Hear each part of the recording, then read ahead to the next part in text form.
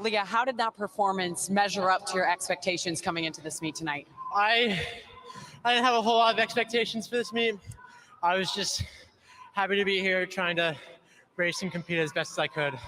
You've undoubtedly been under the spotlight over the past few months. How have you been dealing with that and reasoning with everything?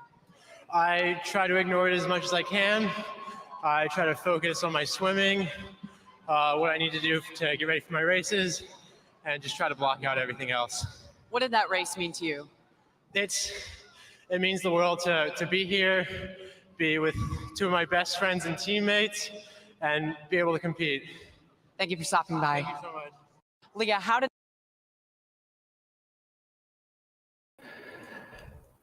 Good morning, people. No, it's not morning. It's afternoon. You know what? It was good morning to good afternoon as I said that live. How is everybody doing? Look, it's a Saturday noon. It's rainy. It's cold. It's disgusting outside. It's also my mother-in-law's 70th birthday, and apparently my wife got tickets to a tea party luncheon thing, which I guess some people are interested in. And I said, look, I'll take a hit for the team. I'll stay back home and watch the dogs, because now not only do we have our two dogs, we have my mother-in-law's dog, which is somewhere here. I told my wife, I'll stay back. I'll take one for the team, and I will watch the dogs and make sure they don't destroy the house or each other while you guys go to the tea party. And she said, don't worry, we didn't get you a ticket, because apparently you have to buy tickets to this, and it's like a certified luncheon thing. I don't know, like, do they do tea sampling, or are they gonna anyhow, I don't know. So I said, well, if I can stay home in good conscience, I'm gonna run a stream, because the news doesn't stop happening, and it's like you can never rest. In a way, some of you out there might know that I might have something of an obsessive personality, and you're like, when you're in Vegas, for anybody who's ever been, and you just know, if you love playing poker, that there's always a table open. There's always a place to sit down and play Texas No Limit Hold'em. And I mean, I was sitting there, like, when we went there, and I don't go very often, I'm like, how do you sleep? I love playing poker more than anything. I don't like losing money, which is sort of a bad marriage. I don't like losing money, but I love playing poker. And you go to Vegas, you're like, how can I sleep knowing that there's a poker table where I can sit down and play poker? The news is now my new poker. You know, it's like there's always news. There's always something to learn. There's always something to understand. There is always something to make sense to people who can't make sense of it, who won't make sense of it, or who just don't have the time to make sense of it. But to quote from Russell Brand's Get Him to the Greek, and by the way, I wanted to start off with a scene from Get Him to the Greek, but I don't want to run into any copyright issues, music issues. There's a scene from Get Him to the Greek where Russell Brand's wife in the movie, when talking about how Russell Brand is like sculpting his body, focusing on every minute muscle in his body. And she says, there's nothing on this earth that you can't turn into heroin. There's nothing healthy or unhealthy that people cannot successfully turn into an addiction. And I've got a theory that life is about finding the healthy, constructive addictions to replace or substitute for the unhealthy, destructive addictions. We're going to get to Russell Brand in a bit. Okay, Bambuga, I'm trying not to get in trouble on the interwebs and engage in thoughtful and meaningful discussion. Thank you for the super chat. Good to see you here. To another wonderful day for all of us. So, first things first, short notice. So if you haven't sent out the link on social media interweb platforms and you're on them, go ahead and do it. It'll help get this out there. But bottom line, I think I'm such an idiot, like never realized that Tim Pool had the format. I would spend all day, 5 hours, looking into one story, researching that one story, editing, shooting that video in my car, editing it, putting it out there. And then there's 15 other stories that I want to talk about. And I think this is just the way to do it, is stream, go over each story in more meaningful detail than you will see anywhere else on the news.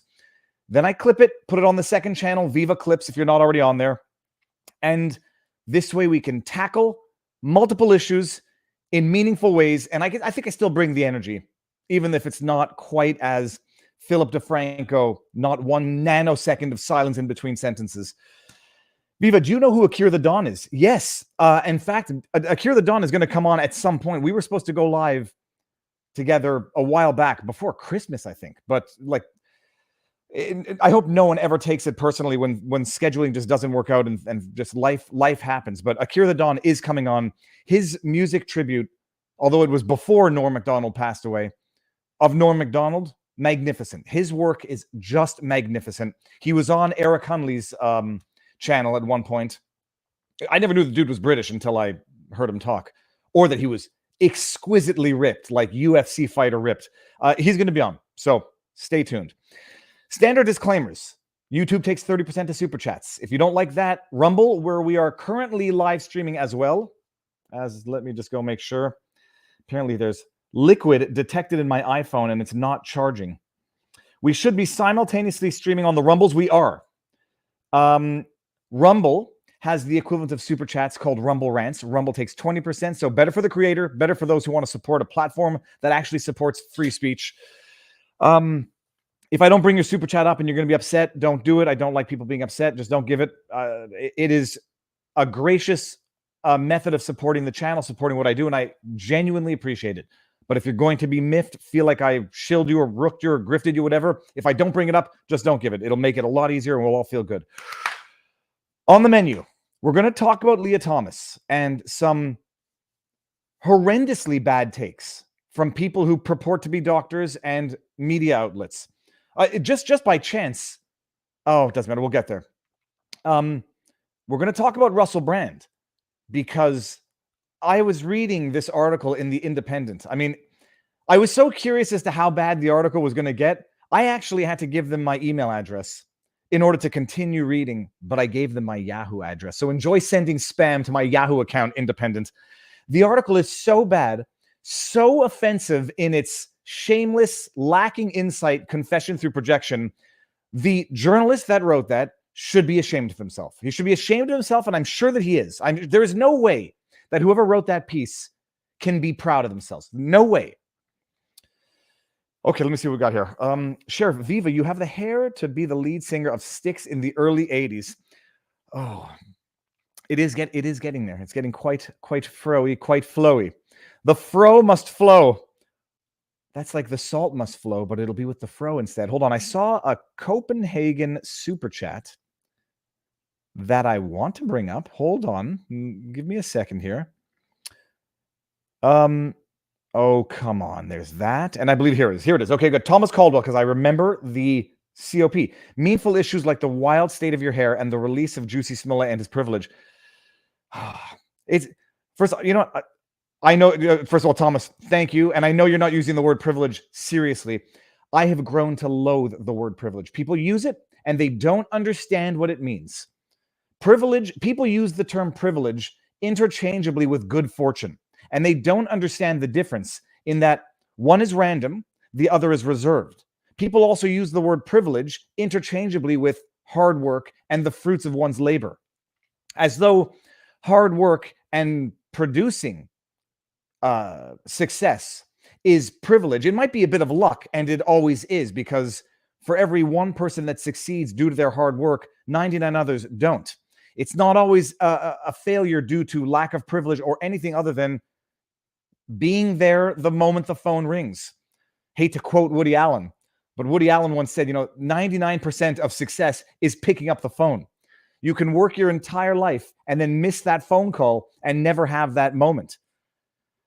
And people think that, oh, hold on one second. John Nicky, you know what? It's funny. I see the comment before I see the chatter, and John Nickel, you have a good batting rate in terms of me pulling up your chats randomly. I have privilege, the privilege to watch Viva Fry. That is not privilege, sir. That is good fortune, because watching Viva Fry is not exclusively reserved to any class. It's not exclusively reserved to any demographic. It is not withheld from any demographic. So having a computer could be privilege, but most likely is good fortune, good luck, and arguably the fruits of one's labors if you've worked, saved up, and bought the computer. Quoting Woody Allen, 99% of success is picking up the phone. people always talk about like overnight successes and the luck of the draw, and bamboo grows 6 feet overnight, ignoring that it took 12 years for the bamboo seed to lay that foundation so that when it grows 6 feet overnight, it doesn't just fall over on its own weight. So that's what's going on. And I mean, I love the format. My only issue with this format is I feel bad or that I might be stepping on toes when I overlap with other people's time.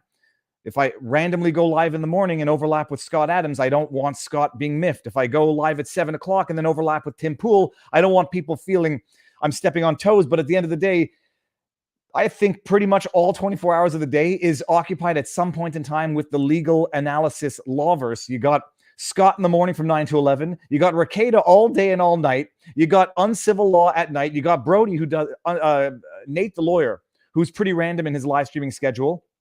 You got Tim Pool at night. So I think we all have to just be forgiving, assume good intentions, and live with the fact that we are now in an ecosystem where people are going to overlap. And if people can't catch it live, they can catch it later. Oh, yes. And of course, Joe Rogan. I've overlapped with Joe Rogan. Did you just say I grow 6 feet overnight? No, you're real bamboo. And oh my God. You know what? I forgot this whole discussion we had. I always read it as bamboonga, like the sound effect you'd have in a cartoon, not the real bamboo non-governmental authorization or whatever. Lead singer of Styx was Dennis DeYoung. I was a busboy at his country club in the 1980s. That dude was an absolute D-bag. Well, there is the old expression, never meet your heroes. All right, man. So what do we have on the menu? People wanted a Pat King update, and that's going to be the easiest one to talk about, but it'll give us an excuse to just go over the entire convoy, Tamara Litch, Ben Dichter. We'll go over the whole situation. Not much news until at least Monday of next week. We're going to talk about Lia Thomas because I'm sitting there in the middle of the night. I'm sitting there in the middle of the night after I've expressed myself in what I think is a thorough, thoughtful, and meaningful, and above all else, respectful way. I'm sitting up in the middle of the night like, am I going to get canceled for what I just said? Am I going to get an internet mob of people angry at what I said, how I expressed myself, and whatever? But as I'm thinking about it, I had a thought, and when I get into the Lia Thomas bit, remind me, people, it goes back to my high school wrestling, where one could choose to wrestle up a weight category, but you could never choose to wrestle down a weight category. So we're going to get there. Remind me if I forget that was my revelation in the middle of the night. Number 3 is Russel Brand. We've got to read that article. It's outrageous. It's outrageous. Okay. Let me see if I can get also some so what I wanted to do simultaneously was set up a live chat on Locals so that Locals could ask questions and that I could address them in real time. And let me do that right now. I was going to do that.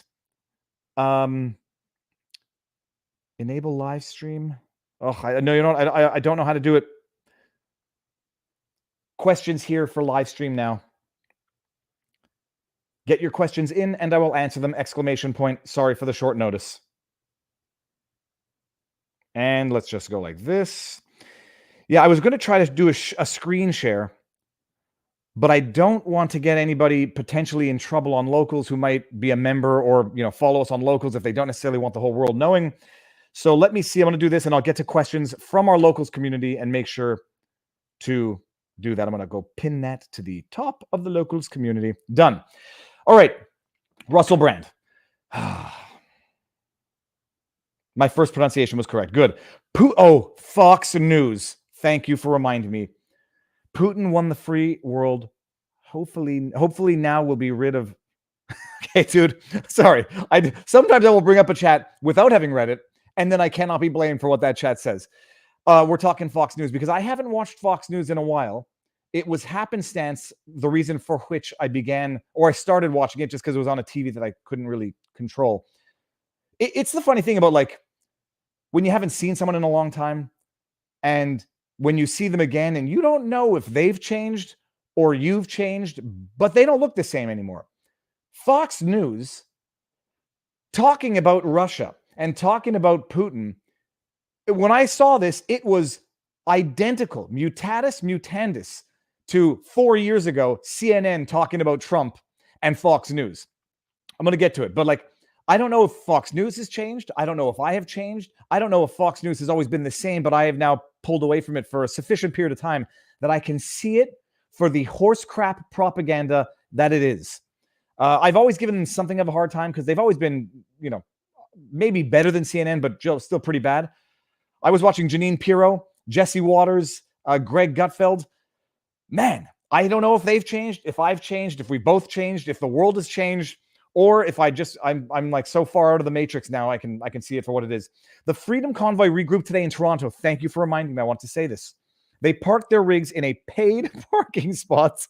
The truckers are there, and the party is getting started. Follow live from the shed, Freedom. Thank you, Clearview Investigations, for reminding me. I was actually invited down to speak. I forgot to get back to somebody. Couldn't do it because of my mother-in-law's birthday, which we celebrated last night. But there is a protest now. There were rumors apparently that the protest was canceled.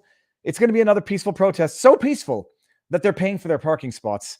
Live from the Shed was covering the Ottawa protest, and they are apparently covering the Toronto protest now. Live from the Shed, I had the founder, the Live from the Shed guy on. Was it this Wednesday or was it a week ago Wednesday? Recently. I had him on recently, along with it was this Wednesday, 5 times August, and no, it wasn't this Wednesday. It was last Wednesday.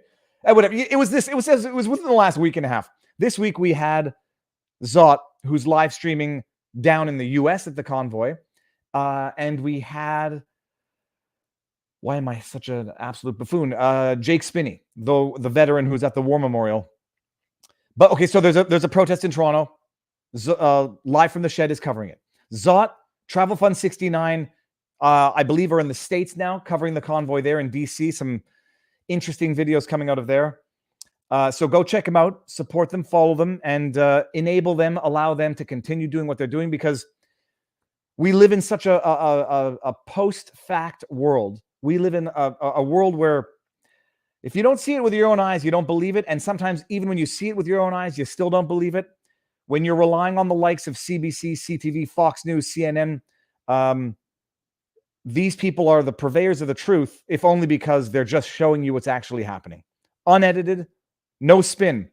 This was I was accused by W5 of providing streams with no filter. I was faulted for live streaming and providing information, disseminating information, conducting interviews with no filter. Imagine that's what MSM, state-funded MSM, thinks is a bug and not a feature.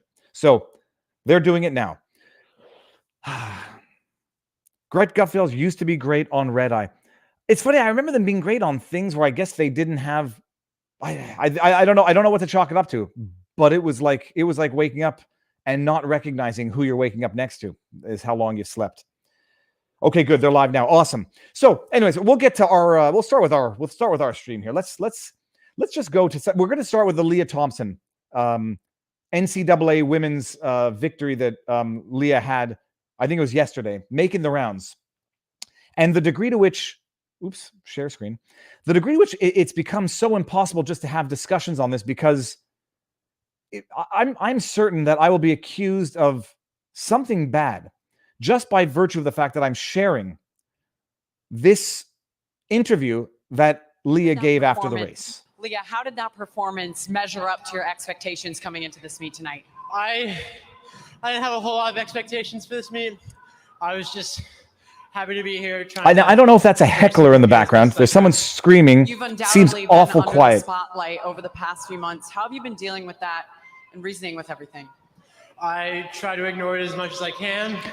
I try to focus on my swimming, Okay. what I need to do to get ready for my races, and just try to block out everything else. What did that race mean to you? It means the world to be here. So this is the interview. We've heard it. I'm going to stop this. I'm going to stop sharing. What's amazing is that there can be.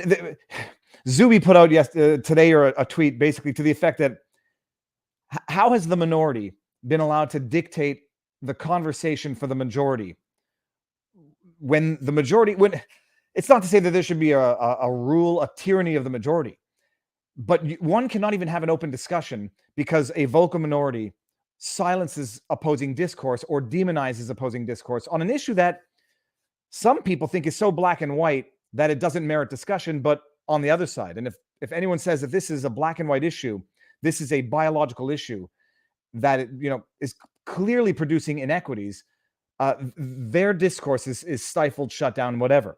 And this is an interesting thing, by the way. You have to double check everything you ever see on Earth. There was a photo going around, and I saw it on Reddit. Look, you guys got to see this, because this is quite something. Let me just make sure that we're seeing the same thing together here. I saw a photo on the social medias, and I was like, oh, that photo looks interesting, but that photo could very easily be photoshopped. And when I Googled it, okay, so we got this post on Reddit, and just to illustrate exactly what I'm talking about, open, meaningful, thoughtful discourse, even if some people find it hard to have, being shut down. Photo from the podium as trans athlete Lia Thomas wins first place in the NCAAs. Okay, we've got 2,500, for anybody who doesn't know, 2,500 upvote thingies, I think, on Reddit. This post has been removed by the moderators of Damn That's Interesting. Moderators remove posts from feeds for a variety of reasons, including keeping communities safe, civil, and true to their purpose. So once this video goes up, I don't know what the rules are for the subreddit Damn That's Interesting. But for anybody who doesn't know how Reddit works, it's an aggregate. They have these sub communities, which they call subreddits. Oh, like R fishing, R go-karting, and they've got some very what's the word? Not eclectic, but very specific subreddits. I don't know what the rules are of Damn That's Interesting, but it would seem that this one picked up a lot of traction on Damn That's Interesting before the moderators or the people or the gatekeepers of what goes up on any given platform, before they said we're taking this down. Now I thought maybe they took it down because I thought maybe this photo was photoshopped, because it looks a little, for anyone who wants to grab an image that's worth 1,000 words, an image that defines a moment, that defines an era, that defines an issue. Seeing Lia Thomas, okay, now Lia is on a platform that is 2 stumps up from the 3, so there's a remarkable height difference, but I believe there is a height difference in real life regardless. This image of Lia Thomas in first place, and then 3 other swimmers standing together as far away as possible from Lia Thomas, could be a very symbolic, a very impactful image in this debate that the world is currently having. And I was like, okay, it looks a little too convenient. I need to make sure it's real. And so, people out there, you want to take 5 minutes to avoid a world of embarrassment and a world of discrediting everything you might have spent the last 7 years trying to build in terms of credibility. Take the 2 minutes to use a tool called TinEye, or Google Reverse Image Search, which I did, and which revealed that this photo is legit. Okay, so hold on, I'll get the article. Okay, here we go. I believe it's this one. I believe it's this article here, and it was the Insider. So this is from the Insider. As Olympic silver medalist who lost to Lia Thomas at NCAA championships, said she's, quote, proud to support trans athletes. As everyone should. As everyone should be proud to support trans athletes, male athletes, female. Everyone should support everybody to the extent that, the behavior you're supporting is not bad. So no question, we all agree on this. Now the question is, how do you support trans athletes without penalizing or not supporting biological female athletes who might arguably, if you believe in science, be at something of a biological disadvantage to a biological male trans athlete to female, maybe. So we all agree, support trans athletes. If you don't agree with that, then we can agree to disagree. But I think we all agree, support trans athletes, support biological female athletes, support athletes.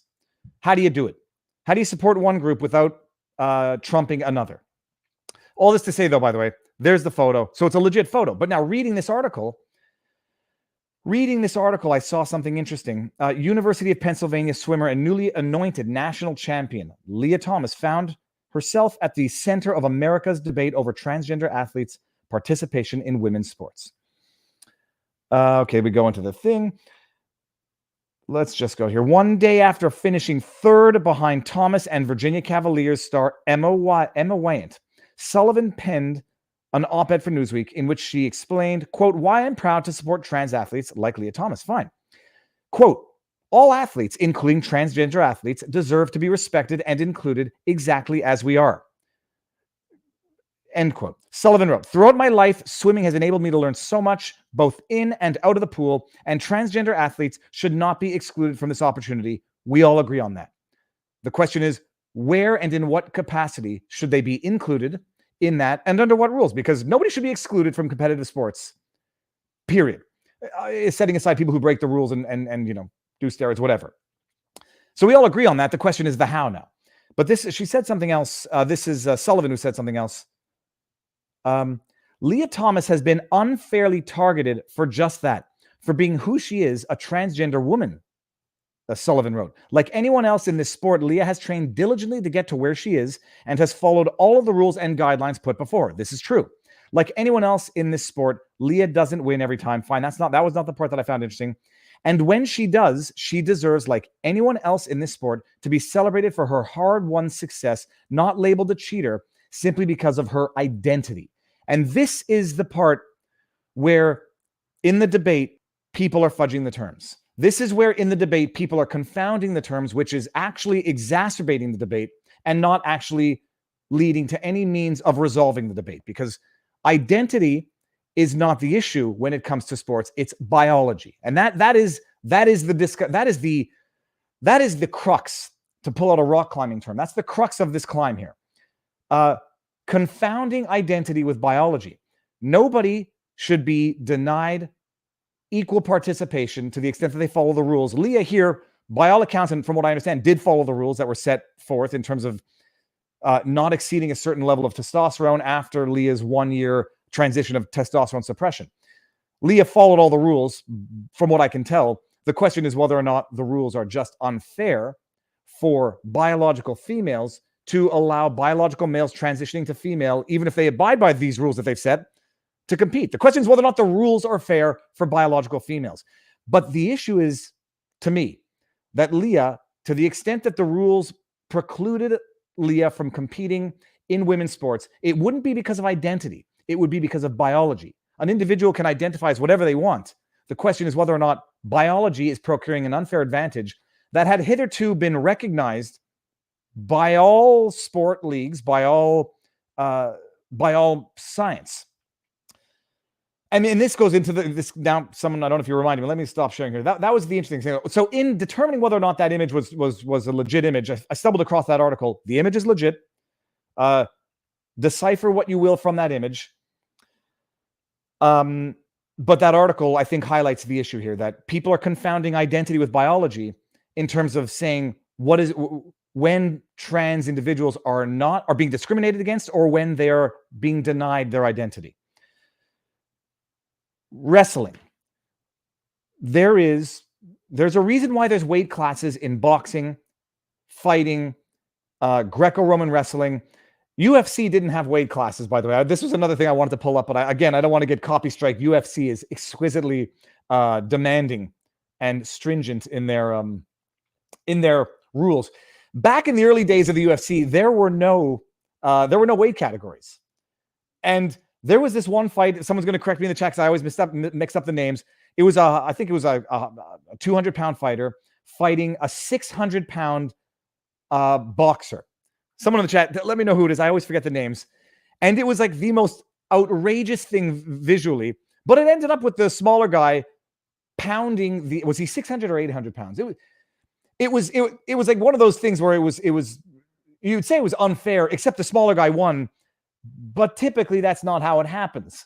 Typically the UFC heavyweights, not ultra heavyweight, they will always beat the best welterweight. They will always beat them. It's just it's physics, it's muscle mass, it's biology. It is what it is.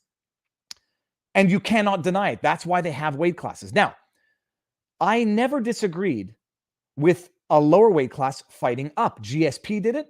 You want to accept that challenge and you want to say, okay, I accept that I'm at a physiological disadvantage to fighting a weight class up, but I'm going to do it for the challenge. I want to do it to show that skill can sometimes overcome.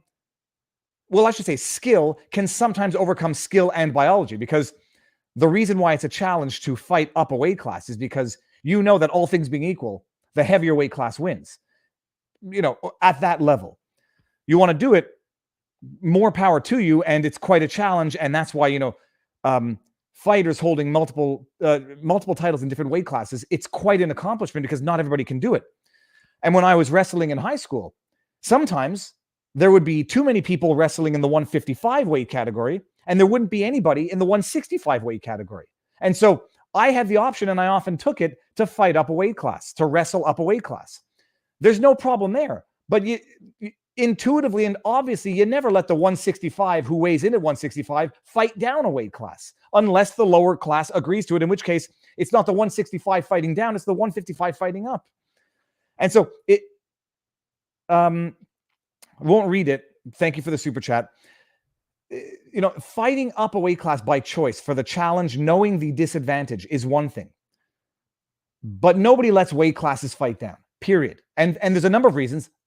To some point, or to some extent, it's actually unsafe because you will have people who are physically, biologically bigger and can just impose more damage on someone who is smaller, frailer, and has less muscle mass. It's just common sense. And so, in this category, it was one of the reasons why, whoever remembers, let me see, did I pull this up?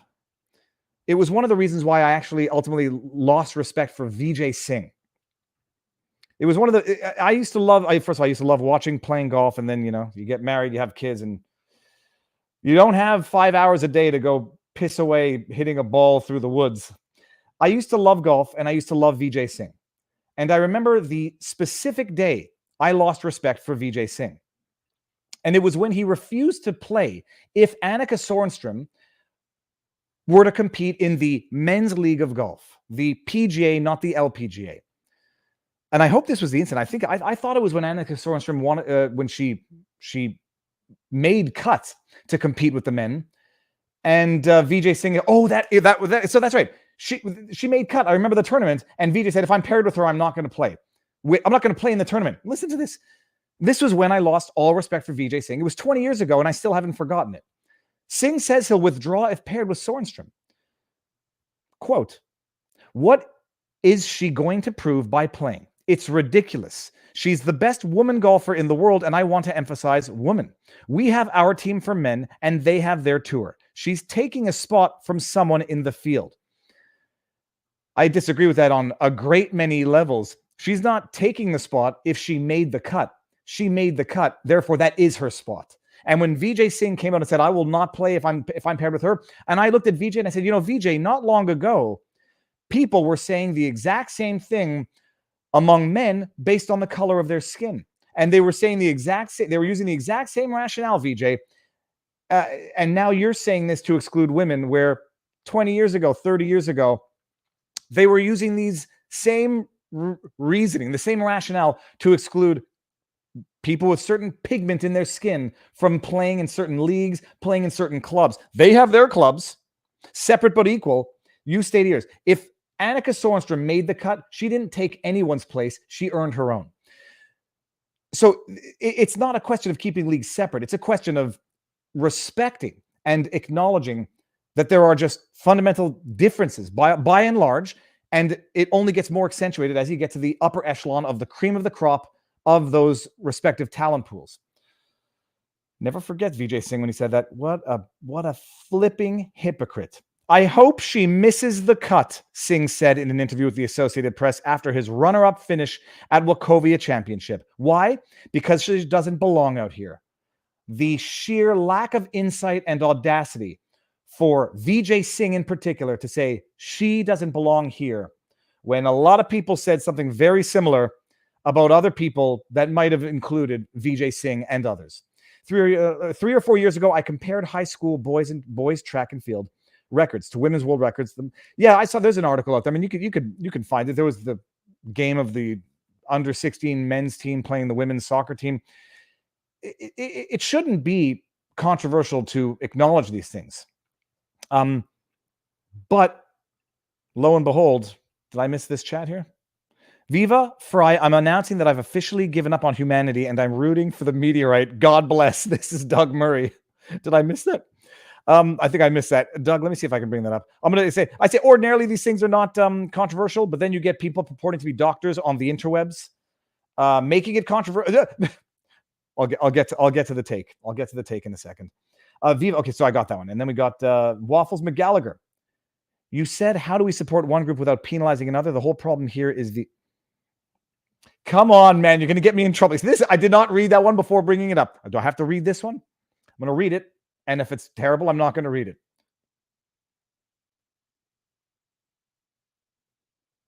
Okay. I'm not even sure I get this. Well, hold on. Russia's Systema instructor said, the 2x2 area you occupy will be soiled by war eventually, so long as men exist. Americans say nobody can invade the U.S. Which mindset is easier to blitzkrieg?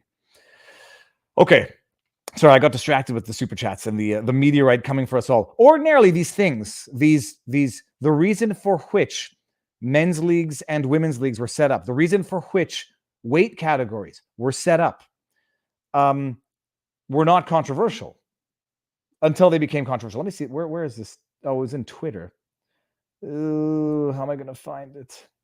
Oh, I'm going to go here. I'm going to share this. I'm going to go back to... yeah, give me 1 second, peeps. Twitter /the Viva Fry. Someone who said it last night, and I just like, I don't know who's a doctor and who's not. I think that some people are not doctors, despite saying they are, and I'm not trying to put anybody on blast for any. You put an opinion on the interwebs with the title doctor, and look, you're inviting a response, and I have a response which is not mean, but by the way, nothing better than having a 20 tweet thread with yourself, but it's like the poop storm on the wall. Just splat so much poop on the wall you can't like pick out individual particles. But 2 of 20 of this thread. And B, it is not true that women will never win again. This narrative is profoundly paternalistic and keeps women small. Where do you even go with that? Some might argue that biological males defeating biological females at women's sports is profoundly paternalistic and keeps women small. It is not true that women will never... Of course, it's not true that women will never win again. First of all, it's very interesting here that this could be a cancelable offense to identify women as distinct from trans individuals who are biological males that transition to women. It's an interesting... The conclusion is baked in her statement, and she doesn't even realize it. To the extent that it's biological women, that you're not always going to have a trans athlete in a competition. So, of course, it's not true that women will never win again. But it's an interesting thing that you acknowledge this person acknowledges women in the debate of male to female trans people competing in women's sports. Profoundly paternalistic seems to have the same distinction of gender here, or social construct and whatever. But I think if you asked the biological female athletes, the ones who don't feel what's the word, suppressed into silence, I think if you ask them, and the ones who do speak out disagree with this, by and large, because of biology and physiology, which hitherto had never been much up for debate. So the question is, how do you reconcile these diverging interests here? My theory, and I like I said it yesterday during the stream, my theory, at some point, people have to acknowledge the consequences of decisions. A biological male who chooses to transition to female because that's how they feel, more power to them. And they should not be mocked. They should not be discriminated against. They should be able to live their lives in as much as anybody who chooses to practice religion, chooses to get an occupation, chooses to do whatever to themselves that hurts nobody around them, to the extent that they should all be respected. The question is, there is biology nonetheless that even if they meet the requirements imposed by the NCAA as to being below a certain level of testosterone, by mere virtue of the fact that the NCAA recognizes you have to do that, they're acknowledging biological differences in the first place. And my ultimate bottom line, if you want to wrestle up a weight category, if Annika Sorenstrom wants to play in a field where she will not have a biological advantage to the cream of the crop on the other side, people should feel free to wrestle up. But when they have a biological advantage, they should not feel free to wrestle down. And if they decide to transition and they say, that's what I need to do in order to be me and to be complete in life, you deserve respect, full stop. You should also bear in mind that you'll have to live with the consequences of your decisions and say, because of how you feel as an individual, despite biology, You do not get to go in and trump the rights of women who fought long and hard for their rights, which now people think is a sign of women's rights to ignore biological differences, muscle mass, testosterone, all the other. They want to ignore them while setting limitations that implicitly acknowledge there's a biological difference. Anyhow, so that's it. I would love to have Lia Thompson on the channel for a live stream. I mean, I know the chat would be, I would not be able to bring up the chat. It would take a great amount of courage for anybody to come into the internet environment, which is necessarily, I won't say hostile, but it's unforgiving and it's unfriendly and it's anonymous, which empowers people to, it empowers people to say things that they might not otherwise say to people's faces, but they might also say it to people's faces. There are people out there who have different methods of interacting with humans. All right, now, what do we go? Let's do Pat King real quick because it's not a long subject. Let's Viva Fry. This topic is moot soon enough. No one will have rights. Fair point. I mean, that is, look, we are all, at the end of the day, I know that there's a lot of people who believe that all of this is I would say this is a media fabricated or a media instigated or a media, what's the word? Exacerbated problem. Keep everyone fighting with each other. And all the while, the government's just going to come in with a digital currency and, take everyone's rights away at the same time. But at least we fought with each other in our last remaining throes of freedom. Twitter poop splatter needs to... Dr. Viva Fry has spoken, and we are all learning now. I'm not a doctor, but I am a massive hypochondriac. I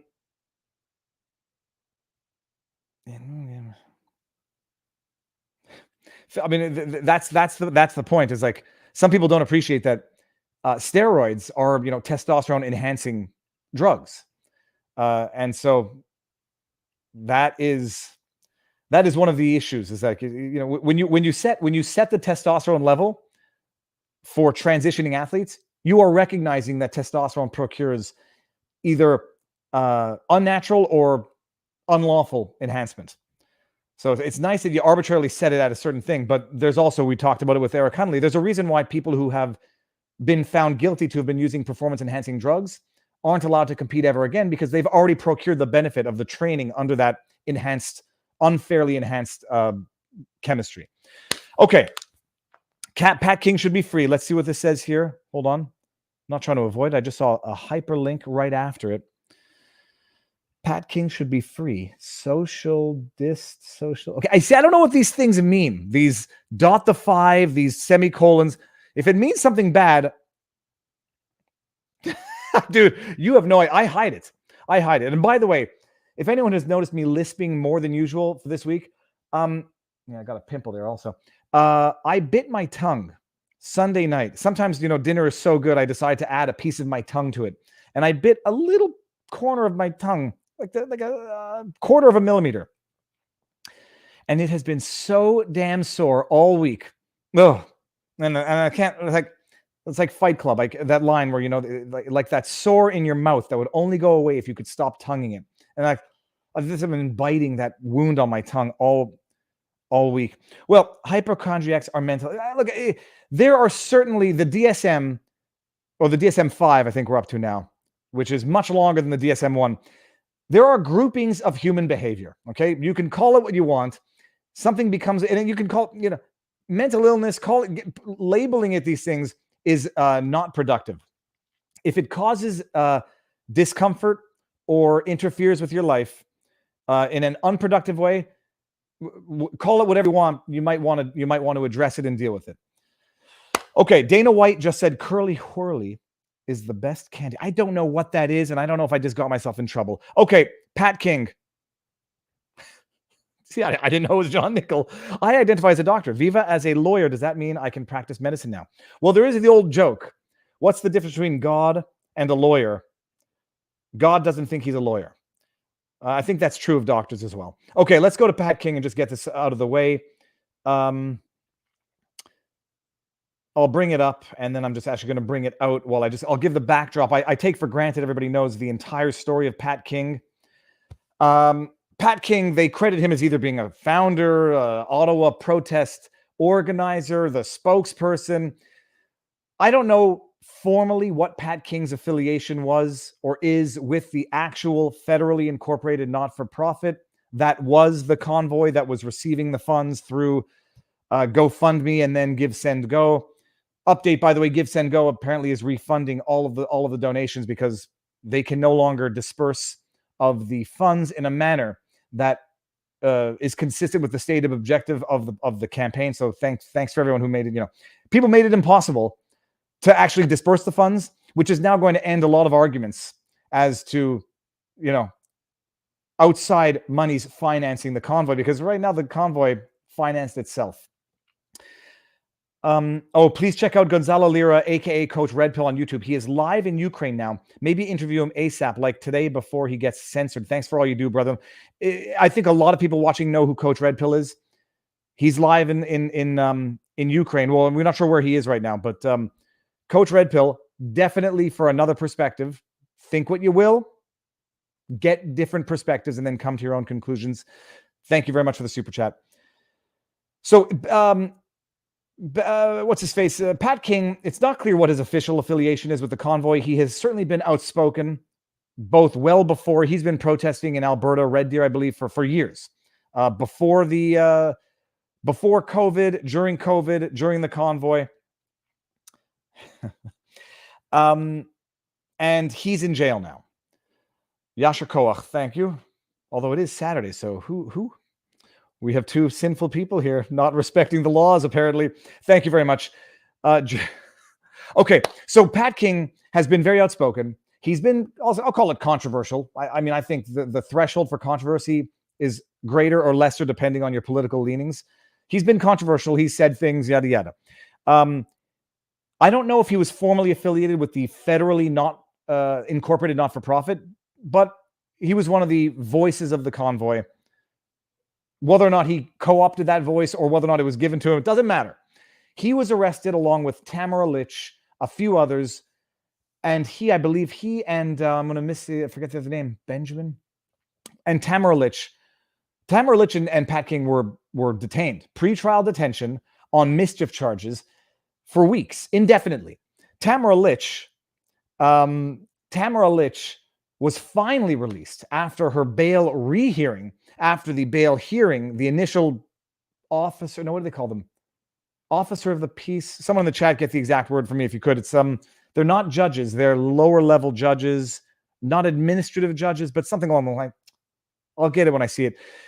Tamara Litch was denied bail, kept in jail indefinitely, and she had a rehearing on her bail, which I live stream commented. I did not live stream. Pat King is the face of the protest in the same URV. Well, that's the thing. I'm not the face of the protest. I don't appoint myself, and I wasn't appointed. And that's one of the reasons why I didn't want to actually give a speech at the protest, because I didn't want to interfere with it. I wasn't there to be a spokesperson for. I was there to be a documentarian of. But I think at the end of the day, I think we're all faces of the protest, because we're Canadians who want our freedoms back, and we're Canadians who don't think it's outlandish, who don't think it's extremist to say, you had no right to do what you did to us in the first place, government. So, setting that aside, I don't know what this is about, but thank you. Tamara Litch was in jail for 2.5 weeks before, on rehearing of her bail refusal, she was finally released. But she was released, and she had her freedom only in part. She was released on $20,000 surety from the surety who warranted to, forfeit that $20,000 if she violates her bail terms. She had to post $5,000 bond. She had to leave Ottawa within 72 hours, I believe, or maybe 24 hours. She cannot she cannot be on social media. She can't make public statements in support of protests, and she can't attend a protest across Canada. So her freedom, by the way, is actually tyranny. It's actually a form of tyranny, is the freedom she got. But at least she's out of jail with her friends and family. Pat King, on the other hand, didn't get that good fortune of treatment. I read the original officer of the peace. Did anyone tell me what the name was? I read the original summary of how Pat was denied bail. The judge said basically, or the officer of the peace said, I'm thoroughly convinced he's going to do time. He's going to break the terms if he gets out. He's going to encourage people to break the law. It would impugn the administration of justice and the legal system to release him. And I was like, well done, Kafka. You just changed the meaning of language. Freedom is slavery, ignorance is strength, and peace is war. I mean, you literally just did it to say it would undermine people's faith in the judicial system to release pre-trial an individual who is accused of mischief charges or mischief-related charges, because those are his charges. Mischief, inciting mischief, advising people to commit mischief. So he was denied bail. Now, I just didn't know exactly the process where he was in his denial. Yeah, well, he's it's a fair point, because you make a martyr out of people, and now anything that people might have had against Pat King, they're now going to say, well, I'll forgive him for that because he has now been martyrized by our Canadian judicial and political system. Pat King's been in jail for a month. I mean, that's the end of it. Cœur doux, by the way, in French means soft heart, or a wonderful heart. Thank you very much, Cœur doux. So that's where he's at. And now he's coming up for, he's having a new hearing on Monday, but I don't know if it's a rehearing, or let me get the article because I can't seem to find it. Here it is. Freedom Convoy protester, and we'll read this just real quick. Let me see this. Yeah, that's a drawing, by the way, because they're not allowed cameras in the courtroom. Freedom Convoy protest leader. I mean, this is CTV now designating him the leader of the convoy. By the way, watch this, because they call him the leader in the header. In the is this called the title? The headline. Makes brief court appearance. He's the leader. One of the now he's gone to one. I mean, they went from leader in the headline to one of the leaders in the follow-up. He appeared briefly. He appeared briefing in an. I think they meant briefly in an Ottawa court on Friday, and will appear in court on Monday to give him more time to speak with his lawyers. So apparently, people aren't meeting in person, so he wanted to meet with his lawyers. Pat King's lawyers were not present at the virtual hearing Friday afternoon. The judge granted King more time to speak with his lawyers before appearing again in court. And I thought he had new lawyers. But either way, King, 44, faces charges of mischief, counseling to commit mischief, counseling to commit the offense of disobeying a court order, and counseling to obstruct justice. This is Minority Report thought crime. He's facing charges. He hasn't been found guilty of this. He's been charged with counseling to break the law. So he might be innocent of that, but he's staying in jail indefinitely. When was it that he was arrested? It was February 25th. Justice of the peace, Andrew. Oh, that's the word, people. Justice of the peace. Thank you. Andrew Seymour denied bail to King on February 25, saying the evidence of King's participation and leadership role in the protest was overwhelming. This protest, which was actually, other than a bunch of lying politician, authoritarian dictators, teapot dictators, is that it? Calling it illegal. There was never any court order declaring this protest illegal. In fact, on the contrary, and I've covered it, that injunction specifically said, to the extent that the protesters abide by the terms of this injunction, they can protest lawfully. Calling his alleged offense an attack on the rule of law. Taking your car and driving it into 4 protesters in Winnipeg is not an attack on the rule of law sufficient to warrant denying bail. Mischief, counseling to commit mischief, that is a sufficient attack on the rule of law to warrant indefinite pretrial detention. This is what Canada has turned into. King was forbidden from communicating with other convoy organizers, including Chris Barber was the name I was looking for. Sorry, not and Tamara Litch. Yada, yada, yada. Litch was released on March 7, and after being initially denied bail, Litch was... So they don't explain, and someone in the chat, if you know, I just don't understand if Pat King is on a rehearing, like what Tamara Litch had, or a new hearing because the terms of his former bail are up, or he's entitled to a new hearing. So I don't know what exactly procedurally.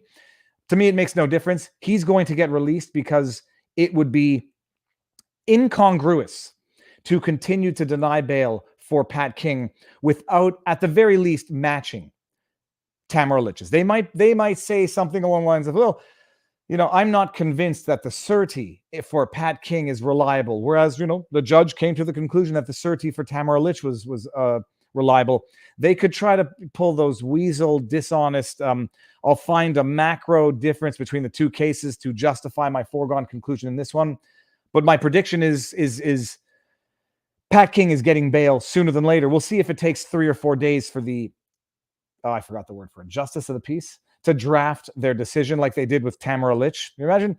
The judge knew that he was going to release her, presumably, unless he really thought it over between the hearing and reading the judgment, kept Tamara Litch in jail nonetheless for another 4 days while he drafted and scheduled the hearing on that order. I watched it. Everyone should watch it. You have to take it with a grain of, I'm sorry, you should watch Ukraine on Fire documentary on Rumble. I watched it. You have to watch it with a grain of salt in the sense that you have to be able to identify bias where you see it and then interpret the facts accordingly. Because to pretend that Ukraine on Fire is a totally objective, absence of bias documentary produced by Roger Stone, no. Is it better than most? Probably. Does it contain facts which you as a viewer should be able to digest regardless of any bias or underlying political motivations or politics of the person making the documentary? You should. Love the goose picture. Hold on, where is it? Oh, this. Yeah, that's I took that with a massive telephoto lens.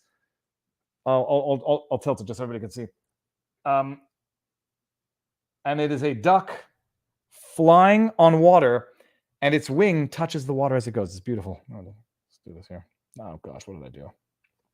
And that in the back, by the way, is a mass mortality Green River Formation fossil that I love. Take this off. Oh yeah, and look. Okay, while we're on the subject of fossils, my mass mortality trilobite plate.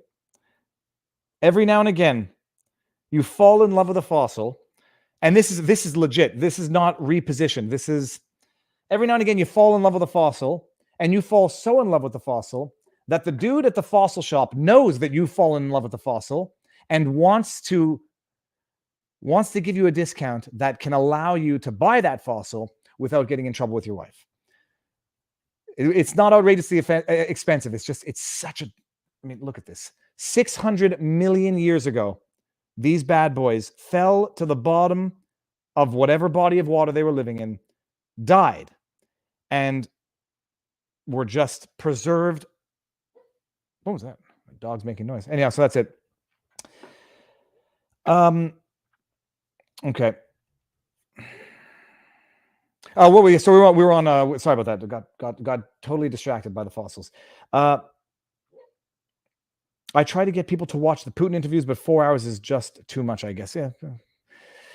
People want to have opinions. They just don't want to do the research to be able to justify those opinions. So they defer to other people who have opinions who themselves don't invest the time required to justify those opinions. So Pat King's going to have his new hearing. He's going to get out. There's no question in my mind.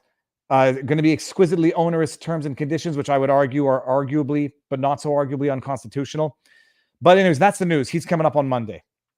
So we'll be following that. And I might do the same type of live stream that I was doing for Tamara Litch's bail hearing before I thought that I was the one who was breaking the rules and got the court to actually suspend, because the judge said, some people are live streaming this. This is totally unacceptable. So I'm going to try to maybe do that again next week. It was fun, and it worked. Pat King, that's it. Viva Fry is going to be an interesting thing. There will be no human fossils in 60 million years because things are not getting fossilized anymore. But my goodness, the idea of do I have another one here? Yeah, that's it. That trilobite plate was the best one ever. I had another one which I ordered online, and it said there were 27 fish on this mass mortality plate. I get the fossil. It's the size of my iPhone. Very disappointed. Okay. Now, people, 1 hour on the minute, pretty much. Russell Brand. Dude, Candace, we are on the same virtual digital mindset. Russell Brand, for anybody who doesn't know, stand-up comic, I guess. Although I haven't seen him do stand-up in a long time, like 20 years long time. I'm not saying this to kiss his butt. I just salivated on my own lip. Get him to the Greek with him and Jonah Hill. And I believe P. Diddy was in it. Get Him to the Greek is one of my favorite movies. I haven't watched it in years. and I want to watch it with my oldest kid, but I'm still thinking, if I remember correctly, I don't think it's good for kids. But Get Him to the Greek was a great movie. It had some great lines. It had some genuinely insightful observations of the human condition. And it was, and you can tell when an actor is sort of acting, but also not acting. Russell Brand has had his life history. He's open about it. But he was known for being a crude, crass comedian. Was he also Forgetting Sarah Marshall, if I'm not mistaken? Was he in Forgetting Sarah Marshall? Of course he was. Hold on. Google Forgetting Sarah Marshall cast.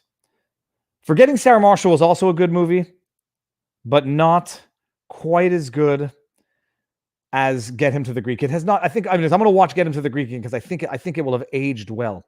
Jason Segel. Yeah, Russell Brand. Okay, good. Paul Rudd, Jason Segel, Kristen Bell, and Bill Hader. Great movie anyhow. So he's known for being a comedian, crass humor, yada, yada. He's recently, some have said, taken the red pill. And it was fun watching it because all of a sudden, Russell Brand creates a YouTube channel and he starts talking about the things that, and this is not a question of hierarchy or I was there first or I told you so, because I wasn't there. I'm well late to this game. But he starts talking about things that, Barnes and I have been discussing for a couple of years. He starts talking about things that other people have been discussing, since 2016. And it's interesting because, first of all, for anyone who has not seen his channel, it's Russell Brand. On Twitter, he's Rusty Rockets. Is that what it is? Now that I say it out loud, it sounds a lot dirtier than it ever did when I tag him. Yeah, Rusty Rockets. Don't know what that means. His YouTube channel, it's great. It's like what Philip DeFranco. I don't know if Philip DeFranco ever was this, and I was just or if he was always what he is and just never knew it. It's just news. It's delivered with a relatively fast pace, but still slower than some.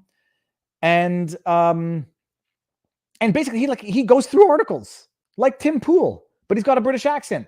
And a lot of people find him super sexy, and there's nothing wrong with that. The best video Russell Brand did was the one on Russia-Trump connection being a hoax. It was like a flat earther being taken up into the space shuttle. So, and he started realizing maybe we're being lied to. And then the more you realize it, it's, you then start to question everything you ever took for granted from the media. And I won't say it's, my sister married a fossil due to...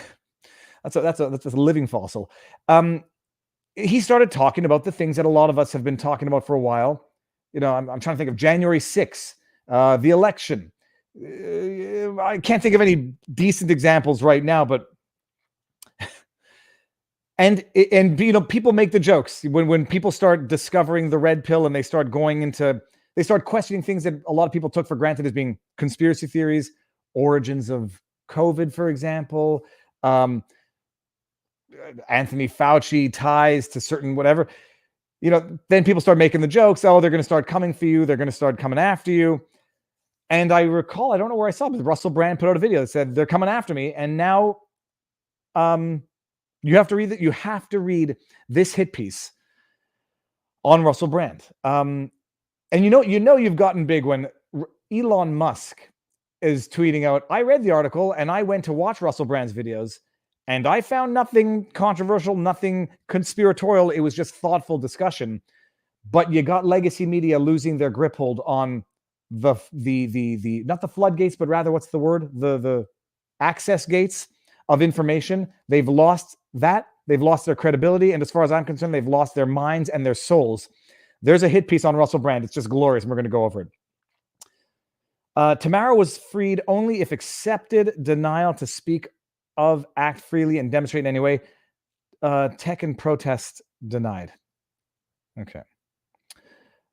So this piece came out. I read the first paragraph and I was like, holy crab apples.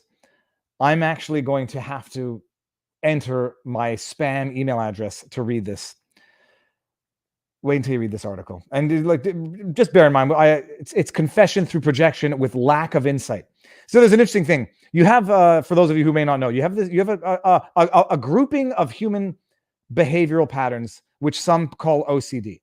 Then you have OCD with what some people call with insight, where people are aware that they're having, you call them irrational thoughts. People are aware that they're having compulsive thoughts, but they're aware of it. So they don't, they get distressed to some extent, but they don't get as distressed as the individual who is unaware of it. There's confession through projection. And typically it happens when you lack the insight to even know that you're doing it. And when you do have the insight to know that you're doing it, well, then it's just a weapon of war. Then it's the accuse your enemies of doing what you're doing, because it's the great way to conceal what you're doing. When you're Harvey Weinstein, make a bunch of donations to a bunch of specific charities to say, look, you can't accuse me of anything. Look at how much good I do for this group, that I'm, not so discreetly covering up the fact that I'm literally abusing them. Okay, so where is the article? How did Russell Brand go from stand-up stardom? Oh, here we go. This is a troll of a mainstream media hit piece. It's a troll because they also use the same. Is this the one that has a full article? They use the same tactics that trolls use to try to shame, to try to humiliate, to try to go ad hominem after an individual so as to never actually feel the need to go after the substance of their ideas. Louis Chilton, depending on where you're from. How did Russell Brand go from stand-up stardom? Stand-up stardom. First of all, he was known for much more than his stand-up stardom. So that's already a belittling way of demeaning him. And it's also, that's translation, stay in your lane, Russell Brand. Hold on one second. I'm neurotic and I want to make sure that I can see myself, or that we're all seeing the same thing here. Insight, people. There we go. Okay. I have to do it. I know it's idiotic. I do it every single time. And then the one time I don't do it, there's a problem. I can't see chats right now, so I can't see the comments, but I can read the article. So they try to belittle him. They try to keep him in his lane. Shut up and make jokes, Russell. How did he go from there to peddling YouTube conspiracy theories? So they go from the ad hominem, stay in your lane, minimizing the individual, to straw manning what he is actually doing. Just notice it. You'll never be able to read an article the same way once you see the tactics that these dishonest journalists employ. With a series of alarmist videos tackling issues like COVID and the Russia-Ukrainian war, the comedian has reinvented himself as a popular online current affairs guru. Okay. But while his latest venture offers a mixed bag of healthy skepticism and poorly sourced controversy mongering, I'm sorry, poorly sourced controversy mongering is exactly what you're doing right now, Louis Chilton, at the expense of Russell Brand. Or I should say, you're attempting to do it. It's worth asking what exactly he stands to gain. Oh, there they go after the ad hominem again. He's doing it for the money. It's so insincere that this individual would like to be recognized and gain success for the hard work that he's putting in, doing what he believes in. Because like every troll out there, the second you take money for what you're doing, you become a shill or a sellout, as opposed to someone who expects or thinks that quality work should meet success, should be rewarded with, people respecting your opinion. Oh, what exactly does he stand to gain? Writes Louis Chilton. Thanks, Louis. When did Russell Brand decide comedy wasn't enough for him? Shut up and dribble. I mean, that's nothing shy of what they're saying here. For most, it was in his time in the public eye. For most of his time in the public eye, the Essex-born funnyman has been better known for his offstage antics than any particulars in his comic craft. There was his short-lived marriage to Katy Perry, ad hominem. His bullying of Andrew Sachs over voicemail on Jonathan Ross's radio show. I don't know. I mean, talk about poorly sourced controversy. I have no idea what you're talking about, Chilton. Maybe you want to explain what you're talking about? Okay. Is there anything more in this? There were just a couple of paragraphs. Well over a decade, we're here. Well over a decade from all of that, his personal website now describes him as an award-winning comedian, which he is, actor, author, which he is, a passionate activist for mental health and drug rehabilitation, which he is because of his own life experience, and more grandiosely, a public thought leader, which he is. You may not like it, Chilton, because he's got 5.3 million people watching his stuff on YouTube alone, not excluding Rumble, excluding Twitter. He's got millions of people watching him. I think a public thought leader might be an understatement. All right, and let's just get here. It is in this latest capacity that Brand operates his self-titled YouTube channel, publishing deal. I just don't understand why it starts off with a farting crow, but I mean, maybe he explained that at one point and I missed it. The videos have prompted some to accuse Brand of peddling. Do you see this? This is Nancy Pelosi's wrap-up smear. The only people saying this are you fake news hack Chilton. That nobody else is saying that. Nobody worth a grain of their weight in salt is saying that. It's prompted some to accuse Brand of peddling conspiracy theories. No, it hasn't, but you say it has. Then you write it in an article. Then someone else is going to say, look in the Independent, he's been accused of peddling conspiracy theories, so it must be true. Wrap up, smear complete. Well done. Hot button issues such as COVID vaccine, yada, yada, yada, have okay, fine. Usually they're framed with some sort of contrarian take or calling out hypocrisy. Yeah. Why don't you stop being hypocrites, mainstream media? Why don't you stop being liars? No, that's too hard. We're going to call out people who call out our hypocrisy. Hypocrites. A few recent examples. WW3. So this is why they want Russia war. God forbid someone with half a brain who can digest information should have his opinion. So they do run the world. Have we not been watching Klaus Schwab at the WEF talking about how they're going to shape the great narrative? Yeah, okay, sorry. This is conspiracy theory? What was the other one? I've been warned not to talk about this. Do you have a problem with the fact, Chilton, that he might have better clickbait titles, more catchy titles for his content than you have for yours? Maybe. Okay, but hold on. Here we go. This is where it gets great. With his beard, long hair, and loose-fitting wide... Ooh, okay, I didn't know that was going to be a thing today. It's hard to shake the sense that there's something cultish about Brand's whole presentation. Going after the intentions of the person. Cultish? Yeah, because, there was that book, The 12 Pillars of Branding. Branding to some is cultism to others. If you want to demonize someone, branding is cultism. If you want to humanize someone, cultism or cultishness is branding.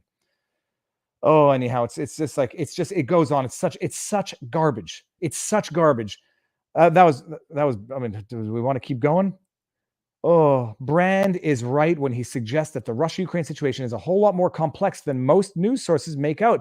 Cancel this individual. Apparently saying that makes you a Putin apologist. I'm joking. Nobody should be canceled for having their takes.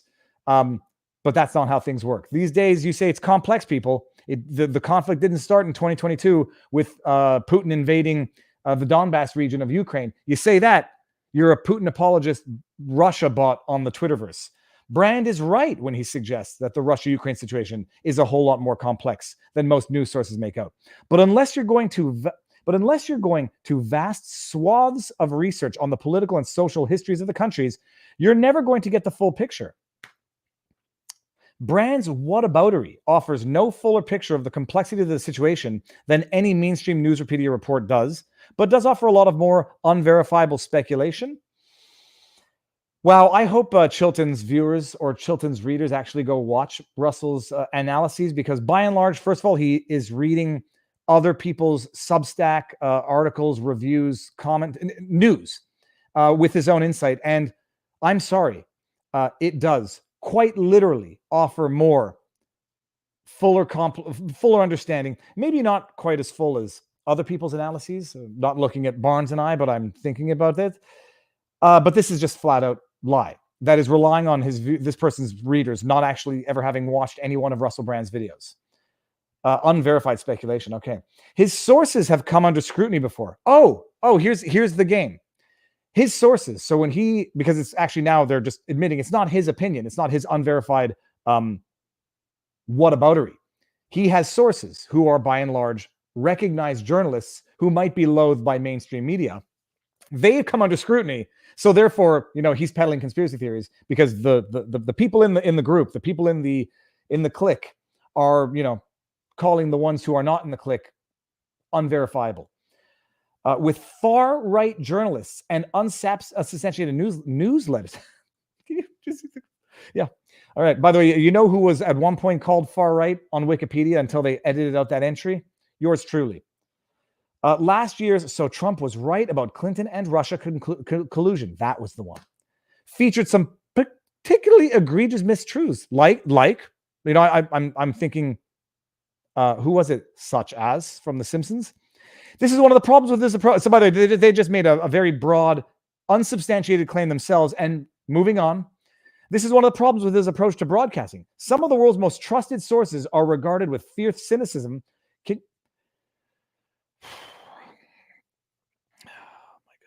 I mean, it's vapid rubbish is what this is.